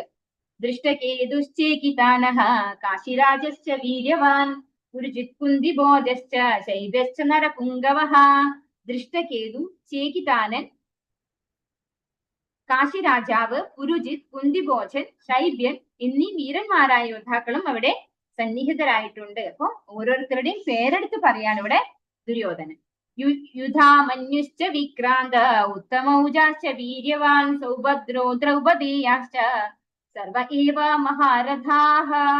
കൂടാതെ പരാക്രമിയായ യുധാമന്യു, ബലവാനായ ഉത്തമൗജസ്, സുഭദ്രാപുത്രൻ, ദ്രൗപദിയുടെ മക്കൾ എന്നിവരും യുദ്ധത്തിനൊരുങ്ങി നിൽക്കുകയാണ്. ഇവരെല്ലാവരും മഹാരഥന്മാർ തന്നെ. അപ്പൊ ഇവരെല്ലാവരും മഹാരഥന്മാരാണ്. ഇവർക്കൊക്കെ ഒരുപാട് പേരെ ഒന്നിച്ചു തോൽപ്പിക്കാൻ സാധിക്കുന്ന അത്രയും കഴിവുള്ള യോദ്ധാക്കളാണ് ഇവരൊക്കെ. അസ്മാകം തു വിശിഷ്ടായേ താനിബോധ ദ്വിജോത്തമ നായക മമ സൈന്യസ്യ സംജ്ഞാർത്ഥം താൻ ബ്രവീമിതേ. ബ്രാഹ്മണോത്തമ, എന്റെ സൈന്യത്തെ നയിക്കുന്നതിന് യോഗ്യതയുള്ള പടനായകന്മാരെ പറ്റി ഞാൻ പറഞ്ഞു തരാം. ഒരു കമ്പാരിസൺ ആണ് ചെയ്യുന്നത്. അവിടെ എത്ര യോദ്ധാക്കളുണ്ട്, ഇവിടെ എത്ര യോദ്ധാക്കളുണ്ട് അല്ലെ. നമ്മുടെ പടനായകന്മാരെ പറ്റി ഞാൻ പറഞ്ഞു തരാം എന്ന് പറയുന്നു ദുര്യോധനൻ. ഭവാൻ ഭീഷ്മശ്ച കർണശ്ച കൃപശ്ച സമിതിഞ്ജയഃ അശ്വത്ഥാമാ വികർണശ്ച സൗമദസ്തിസ്തദൈവ ച. യുദ്ധത്തിൽ സദാ വിജയിക്കുന്നവരായ താങ്കൾ, ഭീഷ്മർ, കർണൻ, കൃപൻ, അശ്വത്ഥാമാവ്, വികർണൻ, സോമദത്തന്റെ പുത്രനായ ഭൂരിശ്രവസ് എന്നിവരുമുണ്ട്. അപ്പൊ ശരിക്കും പറഞ്ഞാല് ദ്രോണരും ഭീഷ്മരും ഇവര് രണ്ടുപേരും ഉണ്ടായാൽ തന്നെ ഇവരുടെ ഒരു കഴിവെന്ന് വെച്ചാല് ഇവരെ ആർക്കും തോൽപ്പിക്കാൻ സാധിക്കില്ല. അതാണ് അവരുടെ പ്രത്യേകത. ഭീഷ്മാചാര്യരെയും ദ്രോണാചാര്യരെയും ആരാലും തോൽപ്പിക്കാൻ സാധിക്കില്ല. അപ്പൊ അത്രയും മഹാരഥന്മാരാണ് അവര്. അപ്പൊ സദാ വിജയിക്കുന്നവരായ താങ്കൾ അല്ലെ, ദ്രോണാചാര്യർ എപ്പോഴും വിജയിക്കുന്നയാളാണ്. അതുപോലെ ഭീഷ്മൻ, കർണൻ ഇവരൊക്കെ അങ്ങനെയൊക്കെ തന്നെയാണ്. കൃപൻ, അശ്വത്ഥാമ ഇവരൊക്കെ നല്ല വീരയോദ്ധാക്കളാണ്. വികർണൻ, സോമദത്തന്റെ പുത്രനായ ഭൂരിശ്രവസ് ഇങ്ങനെ ഉള്ള ആളുകളും ഉണ്ട്. അന്യേ ജബഹവ ശൂരാ മദർത്തേ ത്യക്ത ജീവിതാഃ നാനാശസ്ത്രപ്രഹരണാഃ സർവേ യുദ്ധ വിശാരദാഃ. എനിക്ക് വേണ്ടി സ്വജീവിതം അർപ്പിക്കുവാൻ ഒരുങ്ങി വന്നവരായിട്ട് ഇനിയുമുണ്ട് പല വീരയോദ്ധാക്കളും. നാനാവിധത്തിലുള്ള ആയുധങ്ങൾ കൈവശമുള്ളവരും സമരമുറികളിൽ സുപരിചിതരുമാണവർ. അപ്പോ ഇവിടെ പറയാണ് ഇനിയുണ്ട് അല്ലെ. ഈ പറഞ്ഞത് കൂടാണ്ട് ഇനിയും കുറെ പേരുണ്ട്. പക്ഷെ ദുര്യോധനന്റെ അബദ്ധം പറ്റിയാണ് ഇവിടെ പറയുന്നതിന്റെ ഇടയിൽ ത്യക്ത ജീവിതാഹ അല്ലെ ഉപയോഗിക്കുന്ന വാക്ക്. നമ്മള് ചില സന്ദർഭങ്ങളിൽ നമ്മൾ നാവിലൂടെ വരുന്ന വാക്ക് അതാണ് ഇവിടെ ശരിക്കും എന്താ പറയാ അടിവരയിട്ട് പറയേണ്ട ഒരു കാര്യമാണത്. നമ്മള് അറം പറ്റി പോവാന്നൊക്കെ പറയില്ലേ, അങ്ങനെ ഉപയോഗിക്കുന്ന ഒരു വാക്കാണ് ഇവിടെ ത്യക്ത ജീവിതാഹ. അപ്പൊ എനിക്ക് വേണ്ടി സ്വജീവിതം ഉപേക്ഷിക്കാൻ അല്ലെ സമർപ്പിക്കുവാനായിട്ട് വന്നവർ ഇനിയുമുണ്ട്. അപ്പൊ തന്നെ എന്താ മനസ്സിലാവാം, അവരൊക്കെ മരിക്കാനുള്ളവരാണ് അല്ലെ, മരിക്കാൻ തയ്യാറായിട്ട് വന്നവരാണ്, മരണം സ്വീകരിച്ചു കൊണ്ട് വന്നിരിക്കുന്നതാണെന്ന്. അവിടെ തന്നെ പാണ്ഡവരാണ് വിജയിക്കാന്ന് അറിയാതെ നമ്മുടെ വായിന്ന് വരുന്ന ഒരു വാക്കാണത്. അങ്ങനെ വന്നു പോയതാണ് ഇവിടെ തിക്ത ജീവിതാഹ. അപ്പോ എനിക്ക് വേണ്ടി ജീവിതം സമർപ്പിക്കാനായിട്ട് വന്നവരും ഇനിയും ഉണ്ട് വീരയോദ്ധാക്കന്മാർ ഒരുപാട് പേര്. അവരുടെ കയ്യിലൊക്കെ ആയുധങ്ങൾ ഇഷ്ടം പോലെ ഉണ്ട്. നല്ല എക്സ്പേർട്ട് ആണ് യുദ്ധത്തിൽ അല്ലെ. മറ്റൊരു വിധത്തിൽ പറയുകയാണെങ്കിൽ പാപിയായ ദുര്യോധനന്റെ പക്ഷത്ത് ചേർന്നത് കൊണ്ട് തന്നെ കുരുക്ഷേത്ര യുദ്ധത്തിൽ അവർ കൊല്ലപ്പെടുമെന്ന് തീർച്ചയായി കഴിഞ്ഞു. എങ്കിലും ഈ സുഹൃത്തുക്കളുടെ ഏകോപിച്ച ഫലം തനിക്ക് വിജയം നേടിത്തരുമെന്ന് ദുര്യോധനൻ വിശ്വസിക്കുന്നു. അപ്പോ എല്ലാ അർത്ഥത്തിലും അധർമ്മിയായിട്ടുള്ള വ്യക്തിയാണ് ദുര്യോധനൻ. അദ്ദേഹത്തിന്റെ പക്ഷം ചേർന്നത് കൊണ്ട് തന്നെ ബാക്കിയുള്ളവരും കൊല്ലപ്പെടും എന്നാണ് ഇവിടെ പറയുന്നത്. അപ്പൊ പക്ഷേ ദുര്യോധനൻ എന്താ വിചാരിക്കുന്നത്, ഇവരൊക്കെ വീരയോദ്ധാക്കളാണ്, ഇവരൊക്കെ കമ്പൈൻഡ് സ്ട്രെങ്ത് അല്ലെ, അവരൊക്കെ എല്ലാവരും കൂടി ഒന്നിച്ചു ചേർന്ന് എനിക്ക് വേണ്ടി മത്സരിക്കുമ്പോൾ ഞാൻ ജയിക്കും എന്ന് വിശ്വസിക്കുകയാണ് ആര്, ദുര്യോധനൻ. അപര്യാപ്തം തദസ്മാകം ബലം ഭീഷ്മാഭിരക്ഷിതം പര്യാപ്തം ത്വിതമേ തേഷാം ബലം ഭീമാഭിരക്ഷിതം. അളവറ്റതാണ് നമ്മുടെ സൈന്യബലം. പിതാമഹനായ ഭീഷ്മരാൽ സുരക്ഷിതവുമാണത്. എന്നാൽ ഭീമൻ രക്ഷിച്ചു പോരുന്ന പാണ്ഡവ സൈന്യമാകട്ടെ വളരെ പരിമിതവും. ഇവിടെ കമ്പാരിസൺ വരികയാണ്. ഇവിടെ നമുക്ക് മനസ്സിലാക്കേണ്ടത് 11 അക്ഷൗഹിണി പടയാണ് ദുര്യോധനന്റെ പക്ഷത്തുള്ളത്, 7 അക്ഷൗഹിണി പടയാണ് പാണ്ഡവരുടെ പക്ഷത്ത്. ഇപ്പൊ കമ്പാരിറ്റീവ്ലി എന്താണ്, ആരുതാണ് ഏറ്റവും വലിയ പട വരുന്നത്? ദുര്യോധനന്റേതാണ്. അതുകൊണ്ടാണ് ഇവിടെ പറയുന്നത് നമ്മുടെ സൈന്യം എന്ന് പറയുന്നത് അപര്യാപ്തം, വളരെ വലുതാണ്. പക്ഷെ ഭീമനാൽ സംരക്ഷിക്കപ്പെടുന്ന അവരുടെ ഇത് ചെറുതാണ്. അതായത് 7 അക്ഷൗഹിണി മാത്രമേ അവർക്കുള്ളൂ. അപ്പൊ നമ്മൾക്ക് എന്തായാലും ആളുകൾ കൂടുതൽ, ഹെഡ് കൗണ്ട് കൂടുതൽ എവിടെയാണ്? ദുര്യോധനന്റെ പക്ഷത്താണുള്ളത്. അതുകൊണ്ടും നമുക്ക് ജയിക്കാൻ പറ്റുമെന്ന് ധരിക്കുകയാണ് ആരിവിടെ? ദുര്യോധനൻ. ദുര്യോധനെ എന്നും ഭീമനോട് അസൂയ ഉണ്ടായിരുന്നു. കാരണം താൻ കൊല്ലപ്പെടുകയാണെങ്കിൽ അത് ഭീമന്റെ കൈകൊണ്ടായിരിക്കുമെന്ന് അദ്ദേഹത്തിന് അറിയാവുന്നത് കൊണ്ട് തന്നെ. അതുകൊണ്ടാണ് ഇവിടെ ഭീമാഭിരക്ഷിതം എന്ന് പറയുന്നത്, ഭീമനാൽ സംരക്ഷിക്കപ്പെടുന്നത്. അതായത് ഭീമനെ സംരക്ഷിക്കാനാവില്ല, എന്നെ വധിക്കാനാവില്ല എന്നൊരു തോന്നലാണ് ഇവിടെ ദുര്യോധന് വരുന്നത്. പക്ഷെ അദ്ദേഹത്തിന് അറിയാം താൻ ആരാലെങ്കിലും വധിക്കപ്പെടുന്നുണ്ടെങ്കിൽ അത് ദുര്യോധനാൽ മാത്രമേ സാധ്യമാവുള്ളൂ. അത്രയും കഴിവുള്ള ഒരേ ഒരു വ്യക്തി ഭീമനാണെന്ന് ദുര്യോധന് നന്നായിട്ട് അറിയാം. അയനേഷു ച സർവേഷു യഥാഭാഗമവസ്ഥിതാഃ ഭീഷ്മമേവാഭിരക്ഷന്തു ഭവന്തഃ സർവ ഏവ ഹി. സൈന്യവ്യൂഹത്തിൽ മർമ്മസ്ഥാനങ്ങളിൽ ഉറച്ചു നിന്നുകൊണ്ട് നിങ്ങൾ ഓരോരുത്തരും ഭീഷ്മ പിതാമഹനെ പരിപൂർണ പിന്തുണ നൽകണം. അപ്പോ നേരത്തെ ഉള്ള ശ്ലോകത്തില് ദുര്യോധനൻ എന്താ പറഞ്ഞത്? ഭീഷ്മനാൽ രക്ഷിക്കപ്പെടുന്ന സൈന്യം എന്ന് പറഞ്ഞു അല്ലെ. ദുര്യോധനന്റെ സൈന്യം എന്ന് പറയുന്നത് ഭീഷ്മരാൽ സംരക്ഷിക്കപ്പെടുന്നു, അതുപോലെ ഭീമനാൽ സംരക്ഷിക്കപ്പെടുന്നത് പാണ്ഡവ സൈന്യത്തെ കുറിച്ചും പറഞ്ഞു. പക്ഷെ ഇത് ആരോടാ പറയുന്നത്? ദ്രോണാചാര്യരോടാ പറയുന്നത് അല്ലെ. അപ്പൊ അവിടെ ഒരു അബദ്ധം പറ്റിപ്പോയി എന്ന് ആർക്ക് തോന്നി? ദുര്യോധനന് തോന്നാണ്. അപ്പൊ ഭീഷ്മരെ നമ്മൾ രക്ഷിക്കേണ്ടതുണ്ട് എന്നാണ് ഇവിടെ രണ്ടാമത് എടുത്ത് പറയുന്നത്. അതായത് ദ്രോണാചാര്യര് ആണ് ശരിക്കും പറഞ്ഞാൽ സേനാനായകനായിട്ട് അവിടെ നിൽക്കുന്നത്. രണ്ടുപേരും ഈക്വലി കേപ്പബിൾ ആണ്. അതായത് ഭീഷ്മാചാര്യരും വളരെ മഹാരഥനായിട്ടുള്ള വ്യക്തിയാണ്, ആരാലും തോൽപ്പിക്കാൻ പറ്റാത്ത വ്യക്തിയാണ്. അതുപോലെ തന്നെ കേപ്പബിൾ ആയിട്ടുള്ള വ്യക്തിയാണ് ദ്രോണാചാര്യരും. അദ്ദേഹത്തെയും ആരാലും തോൽപ്പിക്കാൻ പറ്റില്ല. അപ്പോ ഭീഷ്മനാൽ രക്ഷിക്കുന്നു എന്ന് പറയുമ്പോൾ ദ്രോണാചാര്യരുടെ ഉള്ളിൽ ഒരു ചെറിയൊരു ഇഷ്ടക്കേട് വരാലോ. അപ്പൊ അതുകൊണ്ടാണ് പറയുന്നത് ഭീഷ്മര് ഓൾറെഡി വയസ്സായതാണ്, മുത്തച്ഛനാണ് അല്ലെ, അദ്ദേഹത്തെ നമ്മൾ സംരക്ഷിക്കണം, നിങ്ങൾ ഓരോരുത്തരും ഭീഷ്മ പിതാമഹന് പിന്തുണ നൽകണം, അതായത് അദ്ദേഹത്തെ സംരക്ഷിക്കണം എന്ന് മാറ്റി പറയാണ്, ചുവട് മാറ്റിയാണ് ഇവിടെ ദുര്യോധനൻ ചെയ്യുന്നത്. താൻ ഭീഷ്മരെ പുകഴ്ത്തി പറഞ്ഞത് മറ്റുള്ളവരെ അവഗണിക്കുകയായി കരുതുമെന്ന് സംശയിച്ച ദുര്യോധനൻ സ്വാഭാവികമായ നയചാതുര്യതയോടെ സന്ദർഭാനുസൃതമായി ചുവട് മാറ്റുന്നു. തസ്യ സഞ്ജനയൻ ഹർഷം കുരുവൃദ്ധഃ പിതാമഹഃ സിംഹനാദം വിനദ്യോച്ചൈഃ ശംഖം ദദ്മൗ പ്രതാപവാൻ. അപ്പോൾ പരാക്രമിയും കുരു പിതാമഹനുമായ ഭീഷ്മർ ദുര്യോധനെ ആഹ്ലാദം ജനിപ്പിക്കുമാറ് സിംഹദർശനം പോലുള്ള ശബ്ദമുണ്ടാക്കിക്കൊണ്ട് തന്റെ ശംഖമെടുത്ത് ഊതി. അപ്പോ ആ സമയത്ത് ദുര്യോധനൻ ഇങ്ങനെ ദ്രോണാചാര്യരോട് സംസാരിച്ചുകൊണ്ടിരിക്കുമ്പോ ഭീഷ്മാചാര്യർ തന്റെ ശംഖ് ഊതിയപ്പോ യുദ്ധം സ്റ്റാർട്ട് ചെയ്യാനുള്ള കാഹളമാണതല്ലേ. ആ സമയത്ത് ദുര്യോധനന് സന്തോഷം തോന്നി എന്നാണ് പറയുന്നത്. ഭഗവാൻ കൃഷ്ണൻ മറുപക്ഷത്താകയാൽ ഈ യുദ്ധത്തിൽ വിജയം പ്രതീക്ഷിക്കാൻ വയ്യെന്ന് വിഷാദഗ്രസ്തനായ ദുര്യോധനന് ശംഖിന്റെ പ്രതീകത്തിലൂടെ ഭീഷ്മർ പരോക്ഷമായി മുന്നറിയിപ്പ് നൽകുന്നുണ്ട്. അപ്പൊ ഭീഷ്മാചാര്യർ ആ ശംഖ് ഊതുമ്പോ ദുര്യോധനന് മുന്നറിയിപ്പ് കൊടുക്കുകയാണ് എന്നാണ് പറയുന്നത്. കാരണം എന്തുകൊണ്ടാണ്? ഭീഷ്മാചാര്യർ ആരാണ്? മഹാരഥൻ മാത്രമല്ല, അദ്ദേഹം മഹാഭാഗവതൻ കൂടിയാണ്. ഒരു മഹാരഥൻ എന്നതിലുപരി അദ്ദേഹം ഒരു മഹാഭാഗവതനാണ്. ഭഗവാന്റെ ശുദ്ധ ഭക്തനാണ് ഭീഷ്മ പിതാമഹൻ. അപ്പൊ അദ്ദേഹത്തിന് നന്നായി അറിയാം എവിടെ കൃഷ്ണനുണ്ടോ അവിടെ മാത്രമേ വിജയം ഉണ്ടാവുള്ളൂ. അപ്പോ ആ ഒരു ശംഖ് ഊതുന്നതിലൂടെ ദുര്യോധനന്, അദ്ദേഹത്തിന് പറഞ്ഞാൽ മനസ്സിലാവില്ല അല്ലെ, അദ്ദേഹം എന്താണ് സേനാനായകനായിട്ട് ഈ സൈന്യത്തിന്റെ മുൻപന്തിയിൽ നിൽക്കുന്ന ആളാണ് ഭീഷ്മ പിതാമഹൻ. പക്ഷെ ഒരിക്കലും അദ്ദേഹത്തിന് ദുര്യോധനോട് നീ ജയിക്കില്ല എന്ന് പറഞ്ഞുകൊണ്ട് നമുക്ക് യുദ്ധം ചെയ്യാൻ പറ്റില്ല അല്ലെ. അങ്ങനെയാണെങ്കിൽ എന്താണ് പറയാ, പ്രീ ഡിറ്റർമിനേഷൻ ആണ്, നിങ്ങൾ മനഃപൂർവ്വം തോൽപ്പിച്ചതാണെന്നൊക്കെ പറയാം. അതുകൊണ്ട് ശംഖുവിളിയുടെ ആ ഒരു രൂപത്തില് ആ ഒരു മുന്നറിയിപ്പ് നൽകുകയാണ് ഇവിടെ എന്ന് പറയുന്നു പ്രഭുപാദർ. തദശങ്കാശ്ച ഭീര്യശ്ച പണവാനക ഗോമുഖാഃ സഹസൈവാഭ്യഹന്യന്ത സശബ്ദസ്തു മുലോഭവത്. അതിനെ തുടർന്ന് ശംഖ്, ചെണ്ട, മദ്ദളം, കാഹളം എന്നിവയുടെ ശബ്ദം എമ്പാടും ഉയർന്നു. യുദ്ധരംഗത്ത് കോലാഹലമായി. അപ്പോ യുദ്ധം സ്റ്റാർട്ട് ചെയ്യാനുള്ള ഒരു മേളങ്ങളാണ് ശംഖ്, ചെണ്ട, മദ്ദളം, കാഹളം ഇവയൊക്കെ മുഴക്കാൻ തുടങ്ങി. തതശ്വേതൈർഹയൈർയുക്തേ മഹദിസ്യന്തനെ സ്ഥിതൗ മാധവ പാണ്ഡവശ്ചൈവ ദിവ്യൗ ശംഖൗ പ്രതത്മതുഃ. മറുവശത്ത് കൃഷ്ണാർജുനന്മാർ വെള്ളക്കുതിരകളെ പൂട്ടിയ വൻതേരിൽ നിന്നുകൊണ്ട് തങ്ങളുടെ ദിവ്യശംഖങ്ങൾ മുഴക്കി.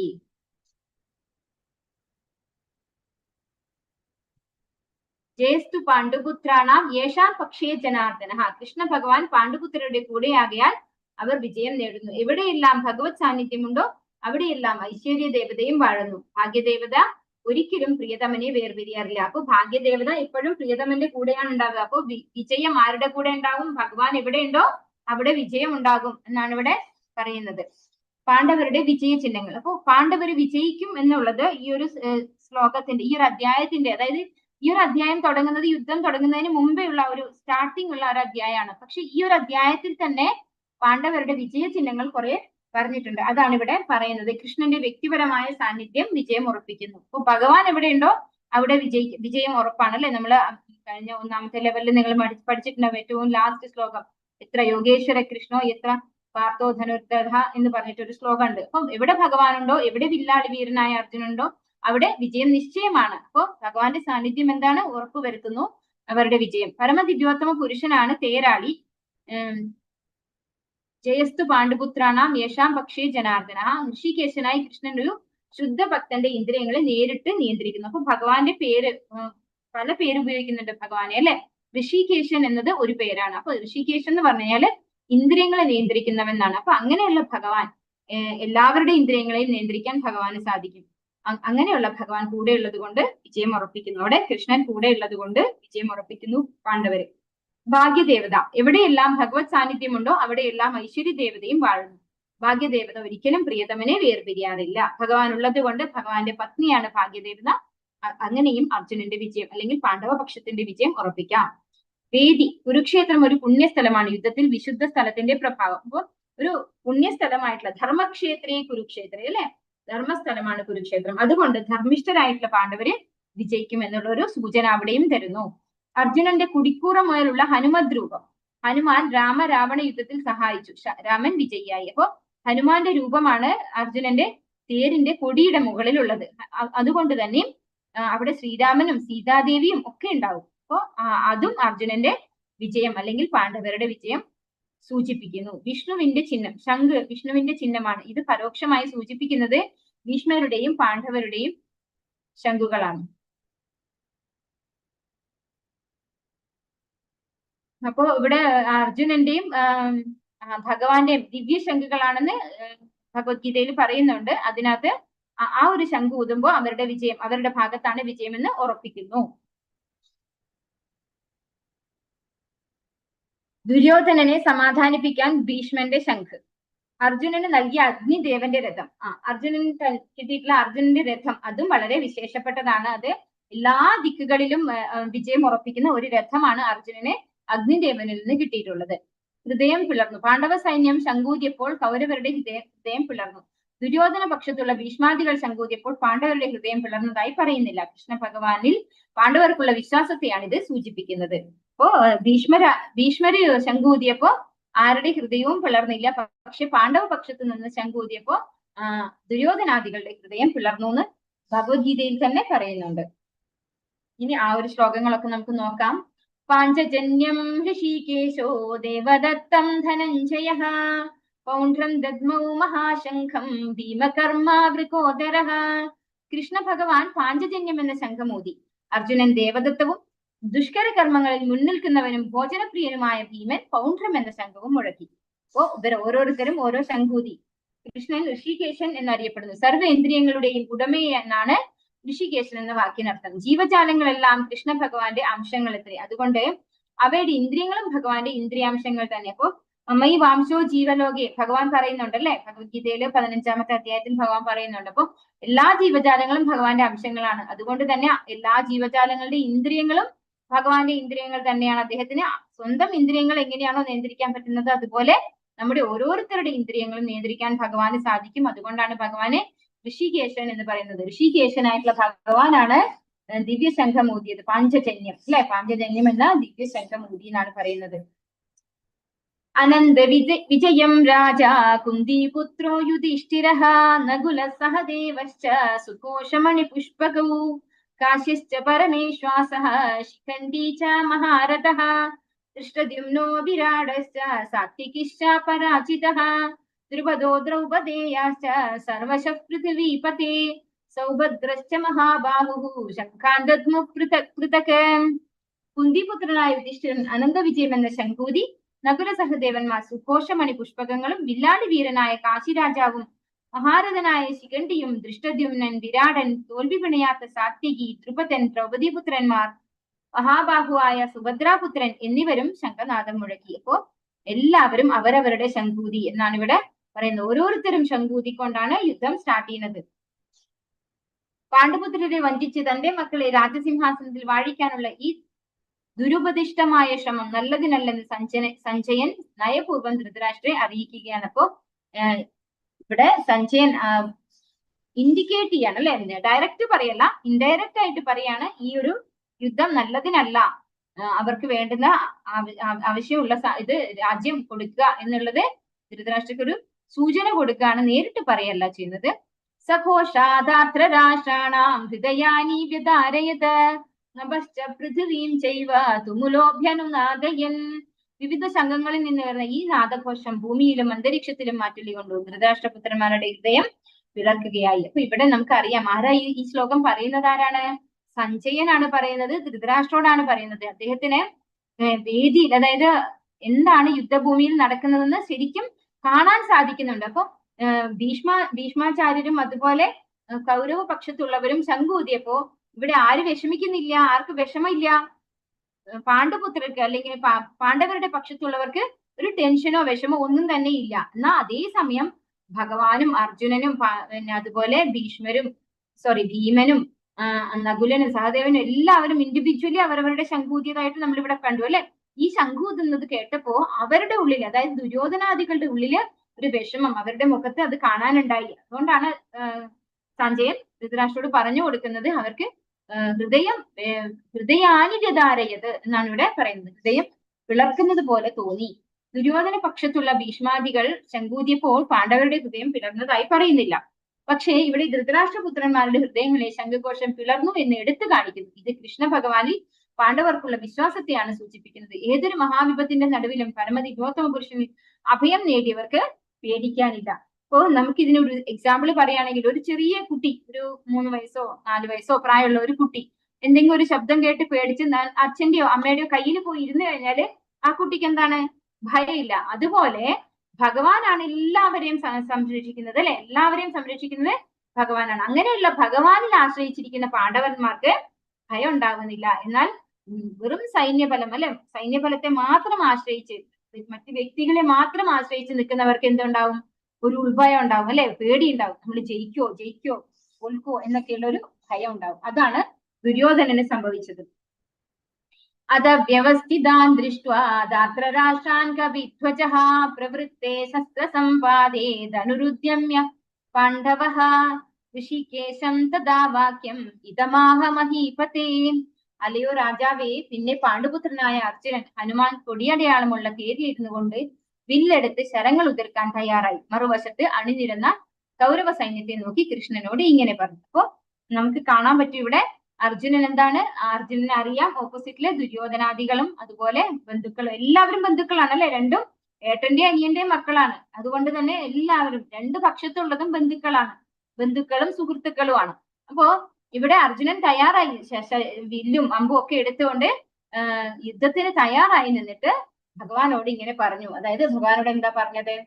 ഹനുമത് രൂപം മറ്റൊരു വിജയ ചിഹ്നമത്രേ. രാമരാവണ യുദ്ധത്തിൽ രാമന്റെ സഹായിയായിരുന്നു ഹനുമാൻ. രാമൻ വിജയിയായി. ഇപ്പോൾ അർജുനന്റെ രഥത്തിൽ അദ്ദേഹത്തെ സഹായിക്കാൻ രാമനും ഹനുമാനും ഉണ്ട്.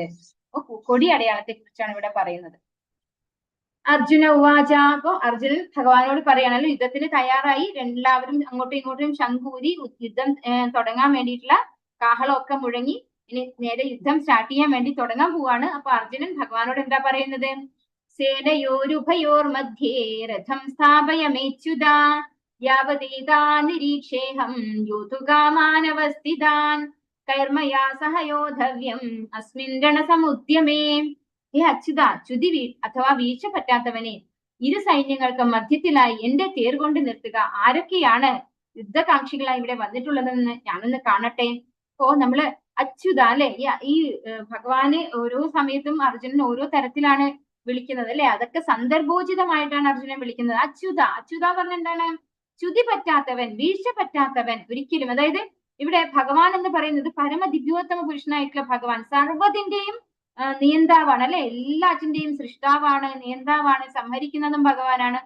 നമ്മള് ഭഗവത്ഗീത പോകെ പോകെ മനസ്സിലാക്കി, എല്ലാവരും ലെവൽ 1 കഴിഞ്ഞപ്പോൾ മനസ്സിലാക്കി കാണും അല്ലെ ഭഗവാന്റെ പൊസിഷൻ എന്താണ്. അപ്പൊ അത്രയും ചുതി പറ്റാത്ത, അതായത് അത്രയും ഉയർന്ന പൊസിഷനിലുള്ള, ഏറ്റവും ടോപ്പ് മോസ്റ്റിലുള്ള ഭഗവാനാണ് കൃഷ്ണൻ. ആ ഭഗവാനാണ് ഇവിടെ അർജുനന്റെ തേരാളിയായിട്ട് വന്നിരിക്കുന്നത്. ഡ്രൈവറാണ് അല്ലെ ശരിക്കും. ഈ യുദ്ധത്തില് അർജുനന്റെ ഡ്രൈവർ ആയിട്ടാണ് വന്നിരിക്കുന്നത്. പക്ഷെ ഏത് സ്ഥാനത്ത് ഭഗവാൻ ഇരുന്നാലും ഭഗവാന്റെ സ്ഥാനത്തിന് ഒരു ച്യുതിയും സംഭവിക്കുന്നില്ല. ഇപ്പൊ നമ്മുടെ കാര്യത്തിലാണ്, നമ്മളൊരു സിഇഒ അല്ലെങ്കിൽ ഒരു വലിയ ചീഫ് ആയിട്ടുള്ള ഒരു പോസ്റ്റിൽ ഇരിക്കുകയാണ് വിചാരിക്കാം. നമ്മൾ ആരുടെയെങ്കിലും ഒരാളുടെ ഡ്രൈവറായിട്ട് നമ്മൾ പോവോ?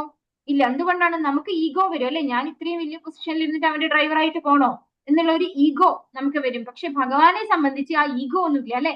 എന്നെ എല്ലാവരും എങ്ങനെയാ കരുതാന്നുള്ള ഒരു ചിന്തയും ഭഗവാനില്ല. കാരണം എന്തുകൊണ്ടാണ്?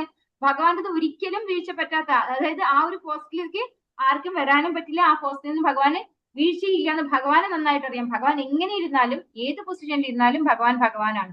അപ്പൊ അതുകൊണ്ടാണ് ഇവിടെ അച്യുത എന്ന് വിളിക്കുന്നത്. അപ്പൊ ഇവിടെ അർജുനൻ, എന്താ അർജുനൻ ചെയ്യുന്നത്? രണ്ട് സൈന്യവും യുദ്ധത്തിന് തയ്യാറായി നിന്നപ്പോ ഭയങ്കര ഒരു കോൺഫിഡൻസ് ആണ് അർജുനൻ ഉണ്ടായിട്ടുള്ളത്. അർജുനൻ എന്താ പറയുന്നത്? സേനയോരുഭയോർ മധ്യേ രഥം സ്ഥാപയമേച്യുത. ഒരു കമാൻഡ് ആണ് കൊടുക്കുന്നത് ഭഗവാന്, ഒരു ഓർഡർ അല്ലെ. എന്നെ രണ്ട് സേനയുടെയും മധ്യത്തിൽ കൊണ്ടുപോയി നിർത്തൂ, ഹേ അച്യുത അല്ലെ, ഹേ കൃഷ്ണ, എന്നെ രണ്ട് സൈന്യത്തിന്റെ നടുക്ക കൊണ്ടുപോയി നിർത്തൂ. ഞാനൊന്ന് കാണട്ടെ ആരൊക്കെയാണ് എന്നോട് യുദ്ധം ചെയ്യാൻ വന്നിട്ടുള്ളത്, ഞങ്ങളോട് യുദ്ധം ചെയ്ത് മരിക്കാൻ തയ്യാറായിട്ട് വന്നവർ ആരൊക്കെയാണെന്ന് ഞാൻ കാണട്ടെ എന്ന ഒരു കോൺഫിഡൻസോട് കൂടിയാണ് അർജുനൻ കമാൻഡ് ചെയ്യുന്നത് ഭഗവാനോട്. സേനയോരുഭയോർ മധ്യേ രഥം സ്ഥാപയം മേച്യുത എന്ന്. ഭക്തന്മാരോടുള്ള സ്നേഹത്തിന് ഒരിക്കലും കുറവില്ല. അതുകൊണ്ട് ഇവിടെ അച്യുത എന്ന പേര് ഉപയോഗിക്കപ്പെട്ടു. ഭക്തൻ എപ്പോഴും ഭഗവത് സേവനത്തിന് ഒരുക്കമാണ്. കൃഷ്ണനാകട്ടെ ഭക്തൻ ഏത് വിധമെങ്കിലും സഹായം അരുളാൻ ഒരു അവസരം പ്രതീക്ഷിച്ചു കൊണ്ടും ഇരിക്കുന്നു. ഭക്തന്മാരോട് ആജ്ഞാപിക്കുന്നതിനേക്കാൾ ശുദ്ധഭക്തന്മാരുടെ ആജ്ഞകൾ നിറവേറ്റുന്നതിലാണ് ഭഗവാൻ കൂടുതൽ സന്തോഷിക്കുന്നത്. അപ്പോ നമ്മൾ ഒരു കാര്യം മനസ്സിലാക്കേണ്ടത്, ഭഗവാൻ ഏറ്റവും ടോപ്പ് മോസ്റ്റിൽ ഇരിക്കുന്ന ഭഗവാൻ ആണെങ്കിലും ഭഗവാന്റെ പ്രത്യേകത എന്താണ്? എന്നോട് ആരും ആജ്ഞാപിക്കരുത് എന്ന് പറയുന്നില്ല. നമ്മള് ദാമോദര ലീലയിൽ കാണുന്നുണ്ട്. യശോദാമ്മയുടെ അടുത്ത് എന്താണ്? രുദന്തം മുഹുർനേത്രയുഗ്മം മൃജന്തം. അതായത് ഭഗവാൻ യശോദാമ്മയുടെ അടുത്ത് ഇങ്ങനെ കരഞ്ഞു കലങ്ങിയ കണ്ണോടുകൂടിയാണ് ഇരിക്കുന്നത്. കൺമഷിയൊക്കെ എഴുതിയിട്ട് അമ്മേനെ പേടിച്ച് ഭയപ്പെട്ട് കണ്ണൊക്കെ ഇങ്ങനെ ചുവന്ന് കരഞ്ഞു കലങ്ങിയ മുഖമായിട്ടാണ് ഭഗവാൻ ഇരിക്കുന്നത്. അപ്പൊ ഭഗവാന് ഭക്തന്മാരുടെ അടുത്ത് അങ്ങനെയാണ്. അതായത് ഭഗവാനോട് കമാൻഡ് ചെയ്യണം ഭക്തന്മാരെന്നുള്ള ആ ഒരു, നമ്മൾ പറയും ഇൻഫോർമൽ റിലേഷൻഷിപ്പ് പറയില്ലേ, ഒരു ഫോർമാലിറ്റി ഇല്ലാതെ ഇൻഫോർമൽ ആയിട്ടുള്ള ആ ഒരു റിലേഷൻഷിപ്പ്, അതാണ് ഭഗവാൻ ഏറ്റവും ഇഷ്ടം. അപ്പൊ ഭക്തന്മാരുടെ കമാൻഡ് സ്വീകരിക്കാൻ ഭഗവാൻ ഇഷ്ടമാണ്. അത് ഭഗവാന്റെ ആ ഒരു സ്നേഹത്തിന്റെ കാരണം കൊണ്ടാണ്. അതുകൊണ്ടാണ് ഇവിടെ ഭഗവാനെ അച്യുത എന്ന് വിളിക്കുന്നത്. അപ്പൊ ഭക്തന്മാരുടെ ആജ്ഞകൾ നിറവേറ്റാൻ ഭഗവാൻ ഇഷ്ടമാണ് എന്ന് പറയാണ് ഇവിടെ. യോസ്യമാനാനവീക്ഷേഹം യേദേത്ര സമാഗതാഃ ധാർതരാഷ്ട്രസ്യ ദുർബുദ്ധേഃ യുദ്ധേ പ്രിയചികീർഷവഃ. ദുർബുദ്ധിയായ ധൃതരാഷ്ട്രപുത്രനെ സന്തോഷിപ്പിക്കുവാനായി യുദ്ധത്തിന് ഒരുങ്ങി വന്നവരെ ഞാൻ കാണട്ടെ. അപ്പോ അർജുനൻ പറയാണ്, എന്നെ രണ്ട് സൈന്യത്തിന്റെയും നടുവിൽ കൊണ്ട് നിർത്തൂ. അവിടെ യുദ്ധത്തിനായിട്ട് ആരൊക്കെ വന്നിട്ടുണ്ട്? ആരൊക്കെയാണ്? ദുർബുദ്ധിയായിട്ടുള്ള ദുര്യോധനന് കൂടെ നിന്നുകൊണ്ട് മരിക്കാൻ തയ്യാറായിട്ട് ആരൊക്കെയാ വന്നിരിക്കുന്നതെന്ന് കാണട്ടെ എന്നാണ് അർജുനൻ പറയുന്നത്. ദുര്യോധനൻ പിതാവായ ധൃതരാഷ്ട്രന്റെ സഹായത്തോടെ പാണ്ഡവരുടെ രാജ്യം കൈയടക്കാൻ കുടിലതന്ത്രങ്ങൾ പ്രയോഗിക്കുകയാണെന്നത് ഏവർക്കും അറിയാവുന്ന ഒരു രഹസ്യമത്രേ. അപ്പോൾ അതിന് കൂട്ടുനിൽക്കുന്നവരും ഒരേ വിധം തൂവലുകളുള്ള പക്ഷികൾ, സമാന ചിന്താഗതി ഉള്ളവരായിരിക്കും. ആരെല്ലാം എന്നറിയാൻ മാത്രമാണ്, അവരുമായി ഒത്തുതീർപ്പ് ഉണ്ടാക്കാനല്ല യുദ്ധക്കളത്തിൽ വെച്ച് അർജുനൻ ആ യോദ്ധാക്കളെ കാണാൻ ആഗ്രഹിച്ചത്.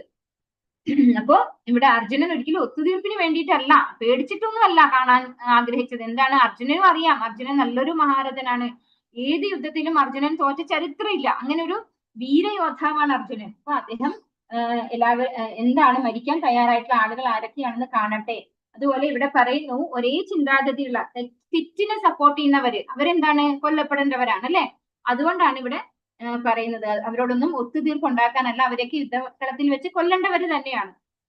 തെറ്റിനെയാണ് അവര് സപ്പോർട്ട് ചെയ്യുന്നത്. അതുകൊണ്ടാണ് അങ്ങനെ ഒരു യുദ്ധം തന്നെ ആവശ്യമായി വന്നത്. സഞ്ജയ ഉവാച ഏവമുക്തോ ഋഷികേശോ ഗുഡാകേശേന ഭാരത സേനയോരുഭയോർമധ്യേ സ്ഥാപയിത്വാ രഥോത്തമം.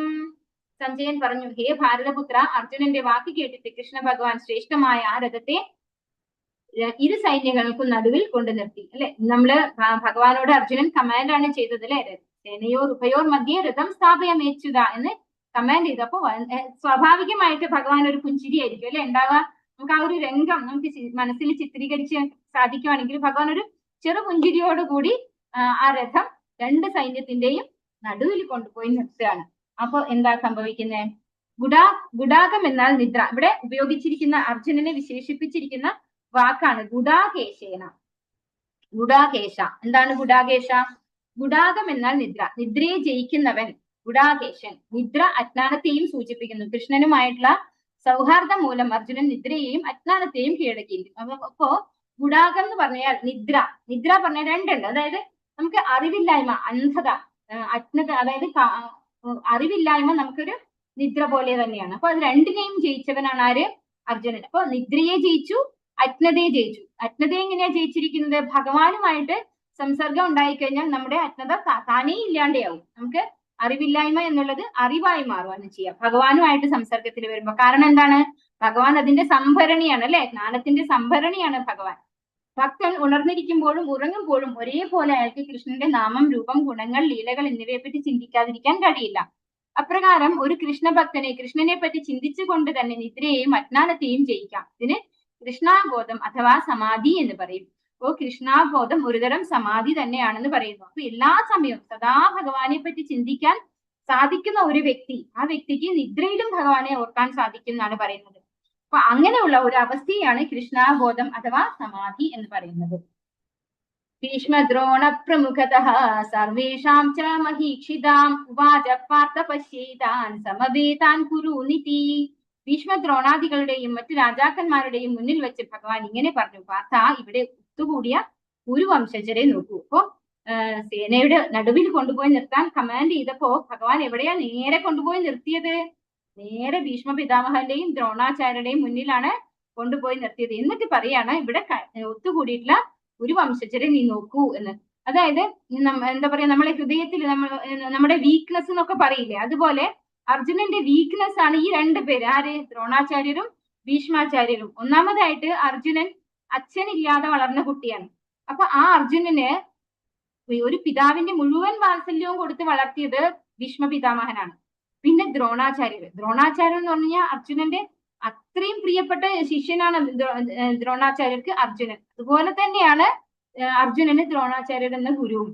അത്രയും സ്നേഹമാണ് ഇവരോട് രണ്ടുപേരോടും അർജുനനും അങ്ങോട്ടും ഇങ്ങോട്ടും പരസ്പരം സ്നേഹമുള്ളതാണ് ഇവര് രണ്ടുപേരും. അർജുനനെ സംബന്ധിച്ചിടത്തോളം പാർത്ഥ അല്ലെങ്കിൽ കുന്തിപുത്ര എന്ന സംബോധന സാരവത്താണ്. തന്റെ പിതാവായ വസുദേവരുടെ സഹോദരിയുടെ മകനായതുകൊണ്ടാണ് താൻ അർജുനന്റെ തേരാളി പദം സ്വീകരിച്ചതെന്ന് ഒരു സുഹൃത്ത് എന്ന നിലയിൽ കൃഷ്ണൻ അർജുനനെ അറിയിക്കുന്നു. കുരുക്കളെ നോക്കൂ എന്ന വാക്ക് തന്റെ പിതൃ സഹോദരി പുത്രനിൽ നിന്ന് അത്തരം പെരുമാറ്റം കൃഷ്ണൻ പ്രതീക്ഷിച്ചിരുന്നില്ല. അർജുനന്റെ മനോഭാവത്തെ പറ്റി സൗഹൃദപൂർവമായൊരു പ്രവചനമാണിത്. അപ്പോ ഇവിടെ എന്താ പറയുന്നത്? പാർത്ഥ എന്നാണ് ഭഗവാൻ അർജുനനെ ഇവിടെ വിളിച്ചത്. അപ്പൊ പാർത്ഥ അല്ലെങ്കിൽ കുന്തിപുത്ര. പാർത്ഥ എന്ന പൃഥയുടെ പുത്രൻ ആണ് പാർത്ഥൻ എന്നുള്ളത്. പിന്നെ കുന്തിപുത്ര, അതായത് കുന്തി മഹാറാണിയുടെ മറ്റൊരു പേരാണ് പൃഥ എന്നത്. അപ്പൊ ഇവിടെ റിലേഷൻഷിപ്പ് ആണ് ഇവിടെ പറയുന്നത്. ശരിക്കും ഭഗവാനും അർജുനനും തമ്മിലുള്ള റിലേഷൻഷിപ്പ് എന്താണ്? കുന്തി മഹാറാണിയുടെ സഹോദരനാണ് വസുദേവർ. വസുദേവരുടെ മകനാണ് ഭഗവാൻ.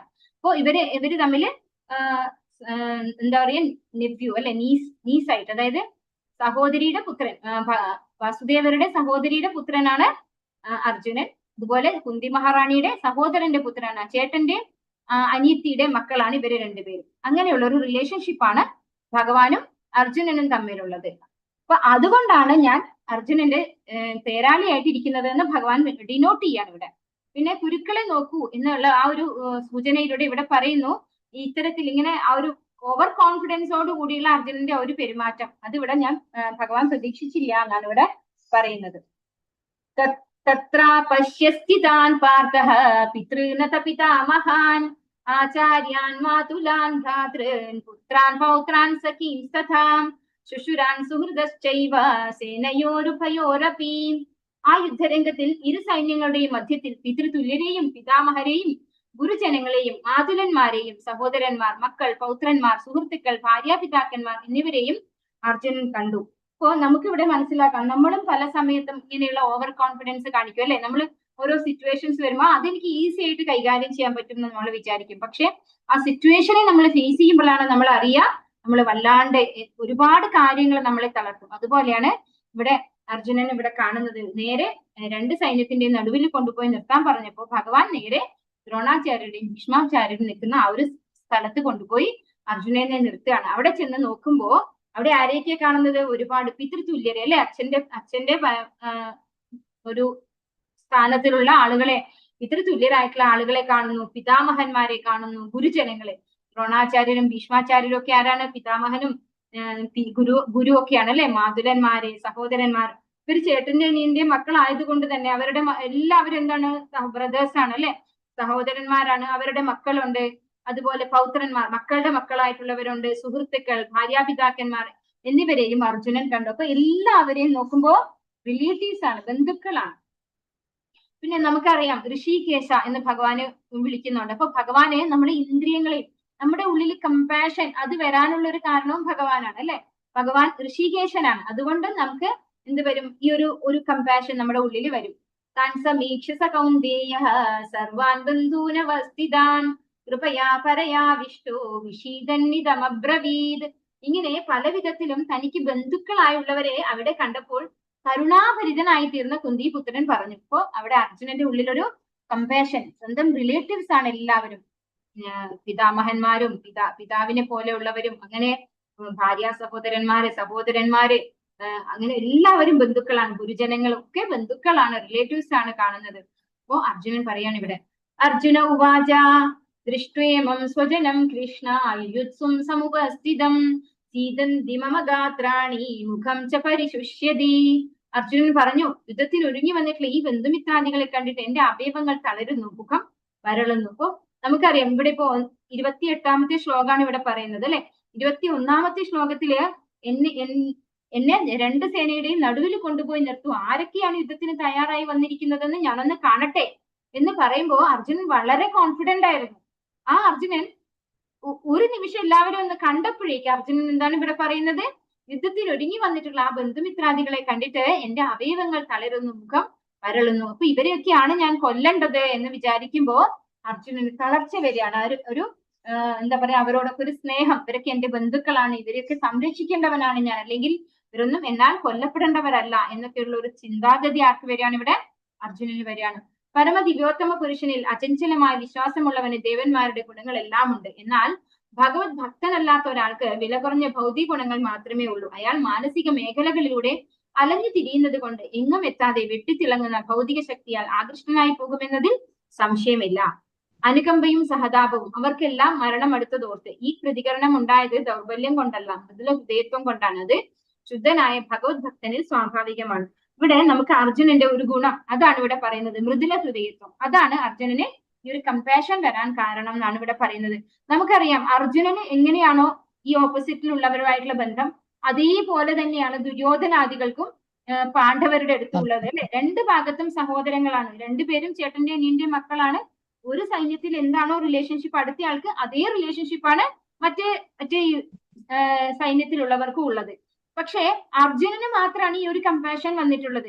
അതെന്തുകൊണ്ടാണ്? ഭഗവാന്റെ ഭക്തനാണ് അർജുനൻ. അതുകൊണ്ട് തന്നെ അർജുനന്റെ ഹൃദയം എന്ന് പറയുന്നത് ഒരു സോഫ്റ്റ് ഹാർട്ടഡ് പേഴ്സൺ ആണ് അർജുനൻ, മൃദുല ഹൃദയമുള്ള വ്യക്തിയാണ്. ദുര്യോധനൻ പക്ഷെ സോഫ്റ്റ് ഹാർട്ടഡ് അല്ല. അതുകൊണ്ട് തന്നെ അദ്ദേഹത്തിന് ഈ ഓപ്പോസിറ്റിലുള്ളവരൊക്കെ എന്റെ ശത്രുക്കളാണ് എന്നുള്ളൊരു ആറ്റിറ്റ്യൂഡിൽ മാത്രമേ അദ്ദേഹം കാണുന്നുള്ളൂ. ഒട്ടും എന്റെ ബന്ധുക്കളാണ്, ഇവരെയൊക്കെ ഞാൻ കൊല്ലേണ്ടി വരുമല്ലോ എന്നുള്ള ഒരു വിഷമമൊന്നും ആർക്കില്ല, ദുര്യോധനനില്ല. ദുര്യോധനൻ എന്താ ഉള്ളത്? എനിക്കെല്ലാം നേടണം, എനിക്ക് ഇവരെയൊക്കെ കൊന്നിട്ടായാലും എനിക്ക് എന്റെ രാജ്യം എനിക്ക് നേടണം, എല്ലാ സുഖങ്ങളും എനിക്ക് ഉണ്ടാക്കിയെടുക്കണം എന്നുള്ളൊരു ചിന്താഗതി മാത്രമാണ് ദുര്യോധനന് ഉള്ളത്. അടുത്ത ശ്ലോകം നമുക്ക് അടുത്ത ദിവസം എടുക്കാം അല്ലെ, 4 മണിയായില്ലേ. ഹരേ കൃഷ്ണ. വാഞ്ചാകൽപതരുഭ്യശ്ച പതിതാനാം പാവനേഭ്യോ വൈഷ്ണവേഭ്യോ നമോ നമഃ. अनंत कोटि वैष्णव वृंद की जय, श्रील प्रभुपाद की जय, गुरु महाराज की जय, निताय गौर प्रेमानंदे, हरि हरि बोल, हरे कृष्णा कृष्ण कृष्ण हरे हरे, हरे राम राम राम हरे हरे।